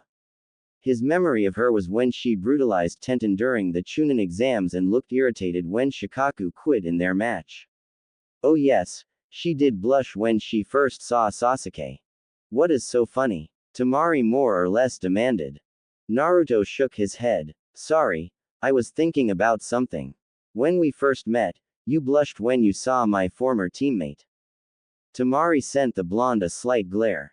She didn't want to be reminded of that moment. I thought he was good looking and impressive, but he was a rude person, she said with a frown. Well, you looked delightful in person to look at first glance, but were rather brutal in your battle. Naruto said. First glances don't always reveal everything, do they? Temari looked away from a moment. He had just complimented her. When was the last time someone did that? Oh yeah, it almost never happened. She was the sister of a bloody killer. Even though Gaara had changed, to the people of this village, he was still the bloodthirsty killer who killed people just for looking at him, a bitter past that just didn't seem to stay away from them. She coughed once before responding. No, they are not. I'd brushed you off at first glance. You looked like some weak brat who was just playing shinobi with a headband. But you truly are impressive. No, you shocked me. I didn't think you'd be able to defeat my brother. Naruto smiled. Well, there is really nothing that is impossible, he said. Brother, you are speaking of him fondly. Last time you were truly afraid of him, I guess things really did change after my fight with him. Temari nodded with a smile. They did, I guess that is thanks to you, she said. I am a Jinchuriki. Perhaps it is the territory, Naruto said. You really have a clean eye to be able to tell that I wasn't manipulating sand but rather wind. You are looking down on Suna's strongest wind user. Temari said proudly. Oh really? Naruto said curiously, a little charming smile on his lips. Temari thought he was mocking her. She looked at him sternly. What is with that response? Naruto shook his head. No offense, he said with both his hands in the air. He looked up in the sky.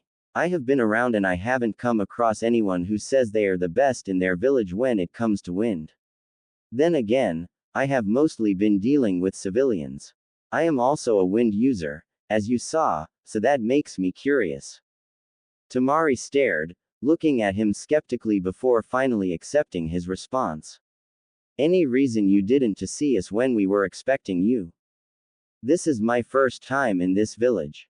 Temari stared, unimpressed by Naruto's response. Are you trying to say that you didn't come because you don't know where we live? She asked, a bit rhetorically. And yet you still found a hotel to stay and even managed to make your way to a training ground. She paused. How stupid do you think I am? Naruto didn't respond to that trick question. I wanted to look around the village by myself without my hosts because it is my first time being here. Being able to navigate around unfamiliar places is important for shinobi. You're not always going to go to places you know. Temari was a bit embarrassed for her rant. She jumped to conclusions. She glanced at him at the corner her eyes. He had his face staring at the sky, his eyes clear. She couldn't read anything from his face but he had stopped smiling. Sorry, it was truly difficult saying that. Naruto shook his head. I led you to it. He said. Temari stared at him for a moment trying to understand the meaning of those words. She couldn't figure it out, so she ended up just shaking her head. It would be of service to us if you came to our house, we are your hosts after all. I'm staying here for at least a month, besides that, I am more comfortable in my own private space, Naruto said calmly. But invite me tonight for dinner and I will come. Temari blinked. It usually goes the other way around, you know, she said. You can't always confine yourself to the norms, Naruto said with a shrug. He then held out his right hand. Temari looked at it for a moment before helping him stand up. I need to rest up a bit and do some reading, but before that, you won't have a problem showing me to your house, yes? He paused. Oh, you still haven't said you are inviting me. Temari smiled. He was certainly a bit weird. Then again, she didn't deal with people she casually talked to like this. You are invited, she said. Come on, she said and started walking away. Naruto walked by her side silently. He only spoke when they arrived at the streets of the village where people could see them. He noticed the reaction of the male population and glanced at Temari, who was walking normally as if nothing was wrong. I'm certain I will have people blocking my path when I go back to my hotel. Temari glanced at him for a moment before responding. Why? How often do you walk with a young man around here, Temari? Temari was caught off guard by the question. It took some time for her to stutter a response. Why are you asking that? Oh, Naruto smiled. Well, that reaction is a bit interesting. I'm guessing you don't do that. Surprised? I am truly surprised.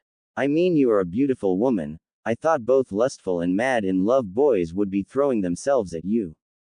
Temari frowned. They can't do that. They are afraid. She paused, shaking her head. They are afraid of my brother. She didn't explain why. And thank you. For. Naruto knew why. He just wanted her to say it. She was a tough person but yet still innocent. And he was used to dealing with the perverts that Jiraiya surrounded himself with. Not only that, but in the bars he visited, he saw some crazy things. Alcohol was a mad demon. Temari sent Naruto a look. Naruto laughed, raising his hands. Forgive me for that, he said. I just thought it would be adorable if you said it yourself, he said. But there is no need to thank me. I am not giving you a favor by complimenting you. You just need to smile and appreciate it because that is the truth. He put on a thoughtful look for a moment before speaking again. Well, I can't think Gaara would compliment you and your other brother, Naruto shook his head. What of my other brother? Naruto shook his head. Nothing, he said. He didn't step into Temari's house, he just looked and then turned around to leave. Temari offered to walk him to his hotel, but he shook his head. It was a gentleman's duty to walk a lady home. Her reaction had been a bit amusing once more. Later night, while there was no emotion in his face, Gaara was a little happy knowing that Naruto was going to come to have dinner with them. The blonde had told him some important words that changed the way he views life. He was content with his life as he was and the voices had died down. He could now sleep peacefully. It was perhaps safe to say he was at peace. He wouldn't go as far as to say he was happy, but all was well. His siblings didn't look at him with fear, and that was fine. He still needed to do a lot to change things for his past behavior. If people hated or fear him, he could understand. His actions hadn't been just and he could not excuse it by any reason. He had been wrong and he was working on to correct those wrongs. He could only thank Naruto for this change. Why didn't you invite him to come stay with us? Gaara asked his sister. He had returned a bit late. Training with Baki and meetings with people who couldn't stand before him without their knees trembling was exhausting and it took too much of his time. I did, and he said he was fine being alone, Temari said. Alone? This word got her thinking. Naruto was like Gaara. He hadn't been batshit crazy, bloodthirsty and frightening, but he had been lonely. He didn't have family, and he hadn't had friends. A miserable existence. The fate of Jinchurikis wasn't pleasant, and with what she saw with her own brother, she could understand. We do have enough room here, Gaara said. He couldn't understand why Naruto wouldn't want to come here. But if someone didn't want to do something, you didn't have to force them, lest you make them uncomfortable. Well, that is his decision, he said. Isn't it fine as things are? Kankuro said. The letter didn't say we had to give him a place to stay. That may be true, but we were asked to make him feel comfortable, and look out for him while in this village, Gaara said calmly. A woman who helped around the house came up with Naruto to the dining room. She then walked away. Temari realized, Naruto was dressed differently from earlier. He must have been wearing training clothes when she saw him during the day. And his hair didn't look out of place. Naruto, please come through, Gaara's voice snapped Temari out of her thoughts. Naruto nodded. There was little emotion in Gaara's voice. You couldn't even tell if he was smiling or not if you didn't look properly like an experienced shinobi. Temari had a smile and Kankuro looked bored. He must be thinking about developing new skills for his puppets, a rare trait of skills for the hidden sand. He sat down next to the bored-looking man and faced Gaara. Thank you for welcoming me to your home, he said. Gaara shook his head. You helped me, this is nothing, he said calmly. Family dinner. Naruto never had this. He had eaten with the Sandaime there and then, but it was not dinner with his blood family. He would never get this chance unless he forms a family of his own. What a miserable existence this was. Although he had said Temari could invite him, he was suddenly feeling a bit out of place. He wasn't used to this. He rarely even ate with Jiraiya. He really had to stop putting himself into things when he would have difficulty carrying them out. But he still couldn't let his discomfort show. He had to play his part. He couldn't make this awkward. He tried, but he didn't speak much for the first couple of moments. He responded to questions until they finished eating and they moved to another room. How are things in Konoha anyway? Gaara asked quietly. Naruto shook his head. I actually haven't been in the Leaf in more than 2 years, he said. 3 siblings were surprised. The letter they received didn't say anything and neither had really gone to the Leaf since the invasion. It was a difficult time between the villages with negotiations between carried out over their actions in the invasion. But at least that was settled. Why? Naruto looked at Temari who'd asked. Training trip, he said with indifference. She was still surprised. You haven't been home for that long and you've been just training. What else have you been doing? You know, traveling around. The world is huge, there are many places to visit, that is why it is trip, Naruto explained lightly. I didn't think you'd need to train more, you were already strong even when you were a genin, Gaara said. Naruto shook his head. I did not defeat you because I was stronger than you. You cannot think that. I defeated you because you had a glaring weakness that I could expose. I still lost in the end, Gaara said. Everyone does have a weakness, some people just have a better way of handling it. Power isn't always determined by your physical strength.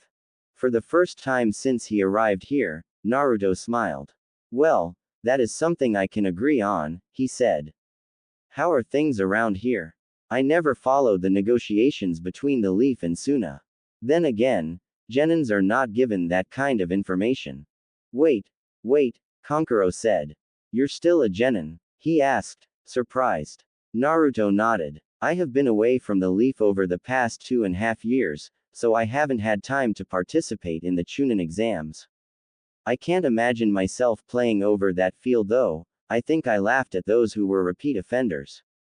Temari laughed at this. We are all Jonins, she said. But you are not too old to enter the exams. I do think you are much stronger to be ranked a genin. Naruto shrugged. I don't usually think about that. He looked thoughtful for a moment before speaking once more. Well, I do think it might pose a problem when taking missions. Genins get to do chores while those higher ranked missions their rank. I'm sure they won't give you chores, Gaara said. Things have been a bit difficult but as you can see, we are managing. You are leaving out that they want to make you Cage, Kankuro added in. It is nothing, Gaara said. Naruto smiled. That was something interesting, Gaara the Godime Cage. In what world was he living in? There were certainly more suitable candidates but he wasn't going to ask why. It wasn't his business. Still it was good that a Jinchuriki with a past such as Gaara's was becoming a Cage. He was truly going to become the youngest Cage and since he doesn't look like a bad person, things would go well with Konoha. Congratulations, Gaara, Naruto said. I think that is something special, regardless of the reasons. Certainly, they wouldn't put the Jinchuriki up as a figurehead. There had to be someone they could put in that position. Suna didn't even need to pretend to be strong, it was weak. Its failed invasion in Konoha and proved as much. Not yet, Gaara said. They are still considering it. This village hasn't had an official Cage since the past Cage. There has been someone who assumed the role of leader, but no Cage. I still have to be appointed and do the job worthy of a Cage to be congratulated. You'll do a great job, Gaara, Temari said reassuringly. You've got us to back you up. Ah, family. Naruto lost his smile. He stayed with the Sand siblings for a little while longer. But once time had come for him to leave, he bid them farewell. It hadn't been a bad night. A bit uncomfortable but he had soldiered through it. There were moments but it had been quite lovely. Are you going to be using our training grounds often? Naruto nodded. This is also part of my training trip. He said. I'll come and fetch you tomorrow around 9 a.m. I will show you another training ground where you can train privately. If I feel like it, I might join you. You sounded a bit skeptical when I said I was the strongest wind user in Suna. Naruto smiled. I wasn't, he said. But it would be lovely to have you join me, Temari. You are another wind user after all. Gaara alone said he would walk Naruto. Kankuro wanted to follow but he was told to stay behind and he obeyed very quickly.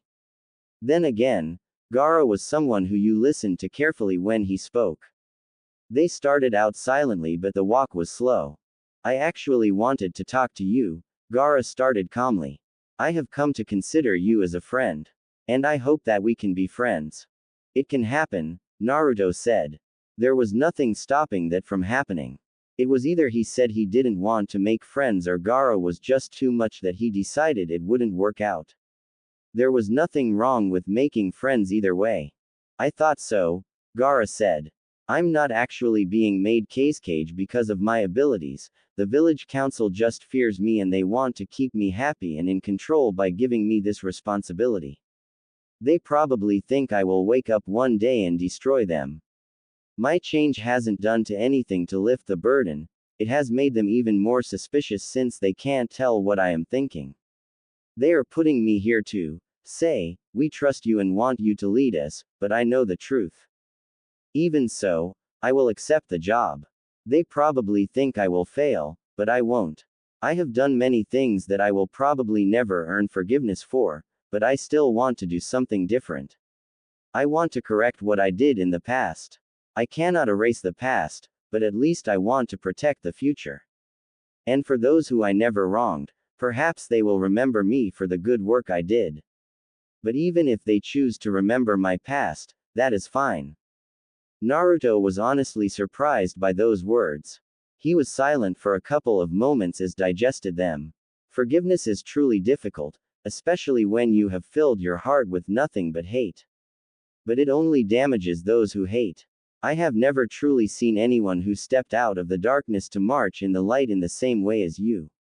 People never truly want to accept that they were wrong and they are more willing to pretend that the past never happened. It's safer than apologizing. People want to be forgiven but not willing to do everything to be forgiven, and when they are not forgiven, they turn backwards. You are willing to walk your path even if people do not forgive you, even if people choose to remember you for the dark days, that is special. Naruto looked up to the heavens for a moment. You have taught me something important and I will admire your courage and willingness to stand in the midst of those who hate you and still do good. That isn't something people are willing to do. A couple of weeks later. For how long has it been since he came to this village? Weeks, and there was still no word from Jiraiya. The Sannin had a way. Don't contact me, I will contact you. He didn't even have a way of contacting the Sannin except through the toads. But the time here hasn't been all disturbing. Quite honestly, it has been refreshing. And he learned a lot of things about this village and the Sand siblings. It was truly apparent, Gaara wasn't the most loved. It just reminded him of his past in the Hidden Leaf, but at least Gaara could explain why they hated him. Nevertheless, he was truly a menace in the eyes of the villagers, and yet, he was still willing to lead this village. It also didn't make things easy for someone like Temari. She was honestly a beautiful person. Over the past month, he has been training with her, a bit constantly that he had thought he would when she offered to join. She wasn't a bad person and she was truly skilled. But at this stage, she wasn't going to get loved in here. People feared her brother. And he had noticed that Gaara was a little protective of her. If someone hurt his sister, the old Gaara was certainly going to come out and there would be a sand burial. Thinking of this, Naruto laughed. Someone is going to think you are crazy one day, you know, Temari said with a raised eyebrow. Naruto shrugged a bit carelessly. People will always have an opinion about other people, Temari. I have to come to learn that with being human, you think about what you see and you form an opinion of it. I generally don't care about what people think of me. The indifference, Temari realized, it was something he had about a lot of things. He smiled and spoke well, but he was obviously indifferent to a lot of things. He had opinions, but it wasn't always personal. Even now, she really didn't know a lot of things about him personally. Just because he talked and talked didn't mean he opened the doors. No, perhaps the talking was a way to keep you busy. It was strange though, how do you spend so much time with someone and feel like you know them yet realize that you really don't know much about them? What did she know? Personal things. His views. She could never tell. He used but there was always a lack of emotion in it, a general lack of connection between what he was saying and himself. Was it purposeful perhaps? You're staring, Temari. He was looking at her with those clear blue orbs. They were clear, almost pulling you inside, and yet, there was nothing inside. I was thinking, she said. Naruto was careful about these things, so he didn't ask what she was thinking. He could almost assume what she was thinking, but he wasn't sure. I would assume so. That was it. Temari could never tell what Naruto was thinking. That was the issue. She had no idea what Gaara was thinking, but she felt that there was no disconnection between his words and thoughts. She had a nagging feeling that there was with Naruto, and it was very big. Are you here for a session or do you find something interesting in my body that you like? Naruto asked, smiling. I realize that I won't win beauty contests, but you certainly don't get eye burns from looking at me. Temari smiled. Somehow, he still managed to be honest. Perhaps at times a bit extremely so, but she liked that about him. I brought my fan. Naruto suddenly leapt into the air. Futon. Great wind breakthrough. He released powerful gusts of winds to the unsuspecting Temari. The powerful gusts slammed into the blonde Jonin and sent her flying backwards. Temari flipped several times before landing on a knee.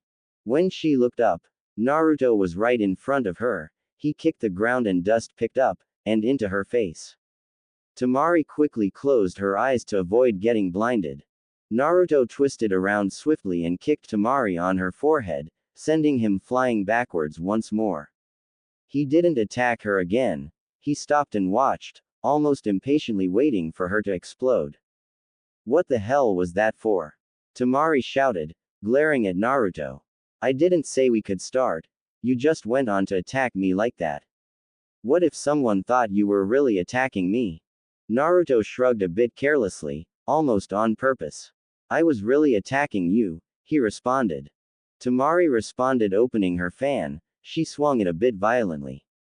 The fan released multiple blades of wind that sped towards Naruto. He knew they could chop down a tree, the blades. It was that dangerous, and yet, Temari released such a jutsu. She was mad at him for his careless response and was enticing a response from him. Well, she was asking for it. He did hand seals. Violent sand storm. It was like a blow of wind. Sand picked up, twisting violently and in great speed. The jutsu didn't travel much. It was short range and could be used for defensive purposes, but the speed of the sand within the storm could blast through human flesh. The jutsu blocked Temari's before dying down slowly. Temari flashed behind Naruto, some distance back. She attempted to swing her fan, but Naruto suddenly appeared in front of her. He stopped her from swinging her fan by grabbing it forcefully and then pushed her back. Temari quickly recovered her balance and stood still. You should really work on your short-range skills. I dislike depending on one thing because the moment you lose it, you're out of your comfort zone. Jiraiya taught me kenjutsu, but you'll never see me carrying a sword. However, when the situation comes, I am able to handle it. Temari was a bit annoyed by that lecture. If you want to see my taijutsu skills, we can have a go. Naruto shook his head, smiling. I've seen it, and I don't want to get hit by your fan again, he said. Temari was silent. You're a bit rough though, she said, massaging her temple where Naruto kicked her. He wasn't very merciful. There were those who said they couldn't hit a woman, Naruto could hit. And he did as hard as he could. Perhaps that was the good thing about him. He didn't take it easy on her. He fought seriously. Gentleness is when we are in the bed, Temari, well, unless you like it rough. Bam! The fan landed on his left shoulder. A flustered Temari was glaring at him, trying to fight off the image Naruto had just painted on her head. It could be that he was a pervert. But he really did like teasing her. Was it because she was innocent? I'm going to shove this fan down your throat if you keep saying things like that. While massaging his shoulder, Naruto still laughed. Don't be like that, Temari. You are not a child anymore. And I am helping you get used to such talk. You are already at that age. Naruto didn't mistake that Temari was older than both Gaara and Kankuro. And of course him. How can you be comfortable saying things like that? You get used to it, Naruto said. My sensei is a man who proudly claims he is a super pervert. If you spend time with him, you'll pick up things. There were days I used to receive nosebleeds seeing him with women, but I am used to it. And I hang around that ground as well. They say things a bit for graphically while touching you. Temari had to mentally slap herself from imaging Naruto with a woman, touching him while whispering things to his ears. That happens in the bars. I know you go there. Naruto shrugged. I don't go there to meet people or do anything. Why do you go there? Naruto was silent for a couple of moments. He was thinking if he should answer or not. In the end, he responded. Observation, maybe drunk people amuse me and I go there for the show they put out. Aside from madness, what would you observe? That madness, Naruto said. Madness aside, you see many people in bars, happy, sad, miserable, lost. People go there for different reasons. Some are running away from their problems, some are busy making deals, some are exchanging information, and some are with the wrong crowd. You see many things in a bar full of people. Why would you want to observe such things, if you are not going to do anything about it? Naruto shrugged. Who knows, maybe it helps me understand people better. Maybe I don't even go there for that only but just want to get drunk and forget about the troubles of being a shinobi. He shook his head. If you want to see Gaara liven up a bit, take him there and get him drunk. Temari tried to think about it but she couldn't even form an image because she could never imagine her brother getting drunk. Would he even agree to go to a bar and drinking? No, he would not. If he does, it was just 1 cup, and he'd nurse it for 7 days. I don't think that will happen, Temari said. Are you done for the day? Naruto nodded. I have always been curious, Temari started slowly. You are always in your hotel room from noon till late, what do you do alone? Naruto looked up into the sky for a moment before looking straight at Temari. In my first year at the academy, I had no friends, no one. The kids avoided me, and their parents openly told them not to play with me. During lunch breaks I sat alone, being ignored. In the streets, people looked at with contempt, so after classes, I would immediately go back to my apartment and sit there. What would be the purpose of going out if people didn't want me in the streets? Naruto asked before shaking his head. Perhaps these days I do it out of habit more than anything. That was perhaps the first time he said something about himself without looking indifferent, without shrugging. She felt, those were his thoughts, his experience, that was the question he had asked himself back then. Temari felt sad. Yet, she felt there was something she was missing. Temari felt sad, realizing just how miserable life had been for him. What were you thinking about while alone? Naruto merely smiled. Temari realized. She wasn't going to get a response. You ever thought of breaking that habit? I hold things of the past too closely, just can't seem to let go easily, Naruto said. There was the indifference, yet this time, Temari didn't feel annoyed by it. It isn't that much of a habit, is it? Perhaps not, Naruto responded calmly. A couple of minutes later. When Naruto arrived at the hotel, he found a message waiting by the window. Jiraiya, he thought. He opened it. Tanzaku guy in 7 days. He could do that, but he had to leave as early as tomorrow. He wanted to travel slowly by the fire country. He could speed through the river country and rest once he crosses the border. Hidden leaf. Danzo, we have to do something about the Kyuubi's Jinchuriki, Koharu said to the war hawk. It has been more than 2 years and he isn't coming back, Tsunade isn't even saying on the matter.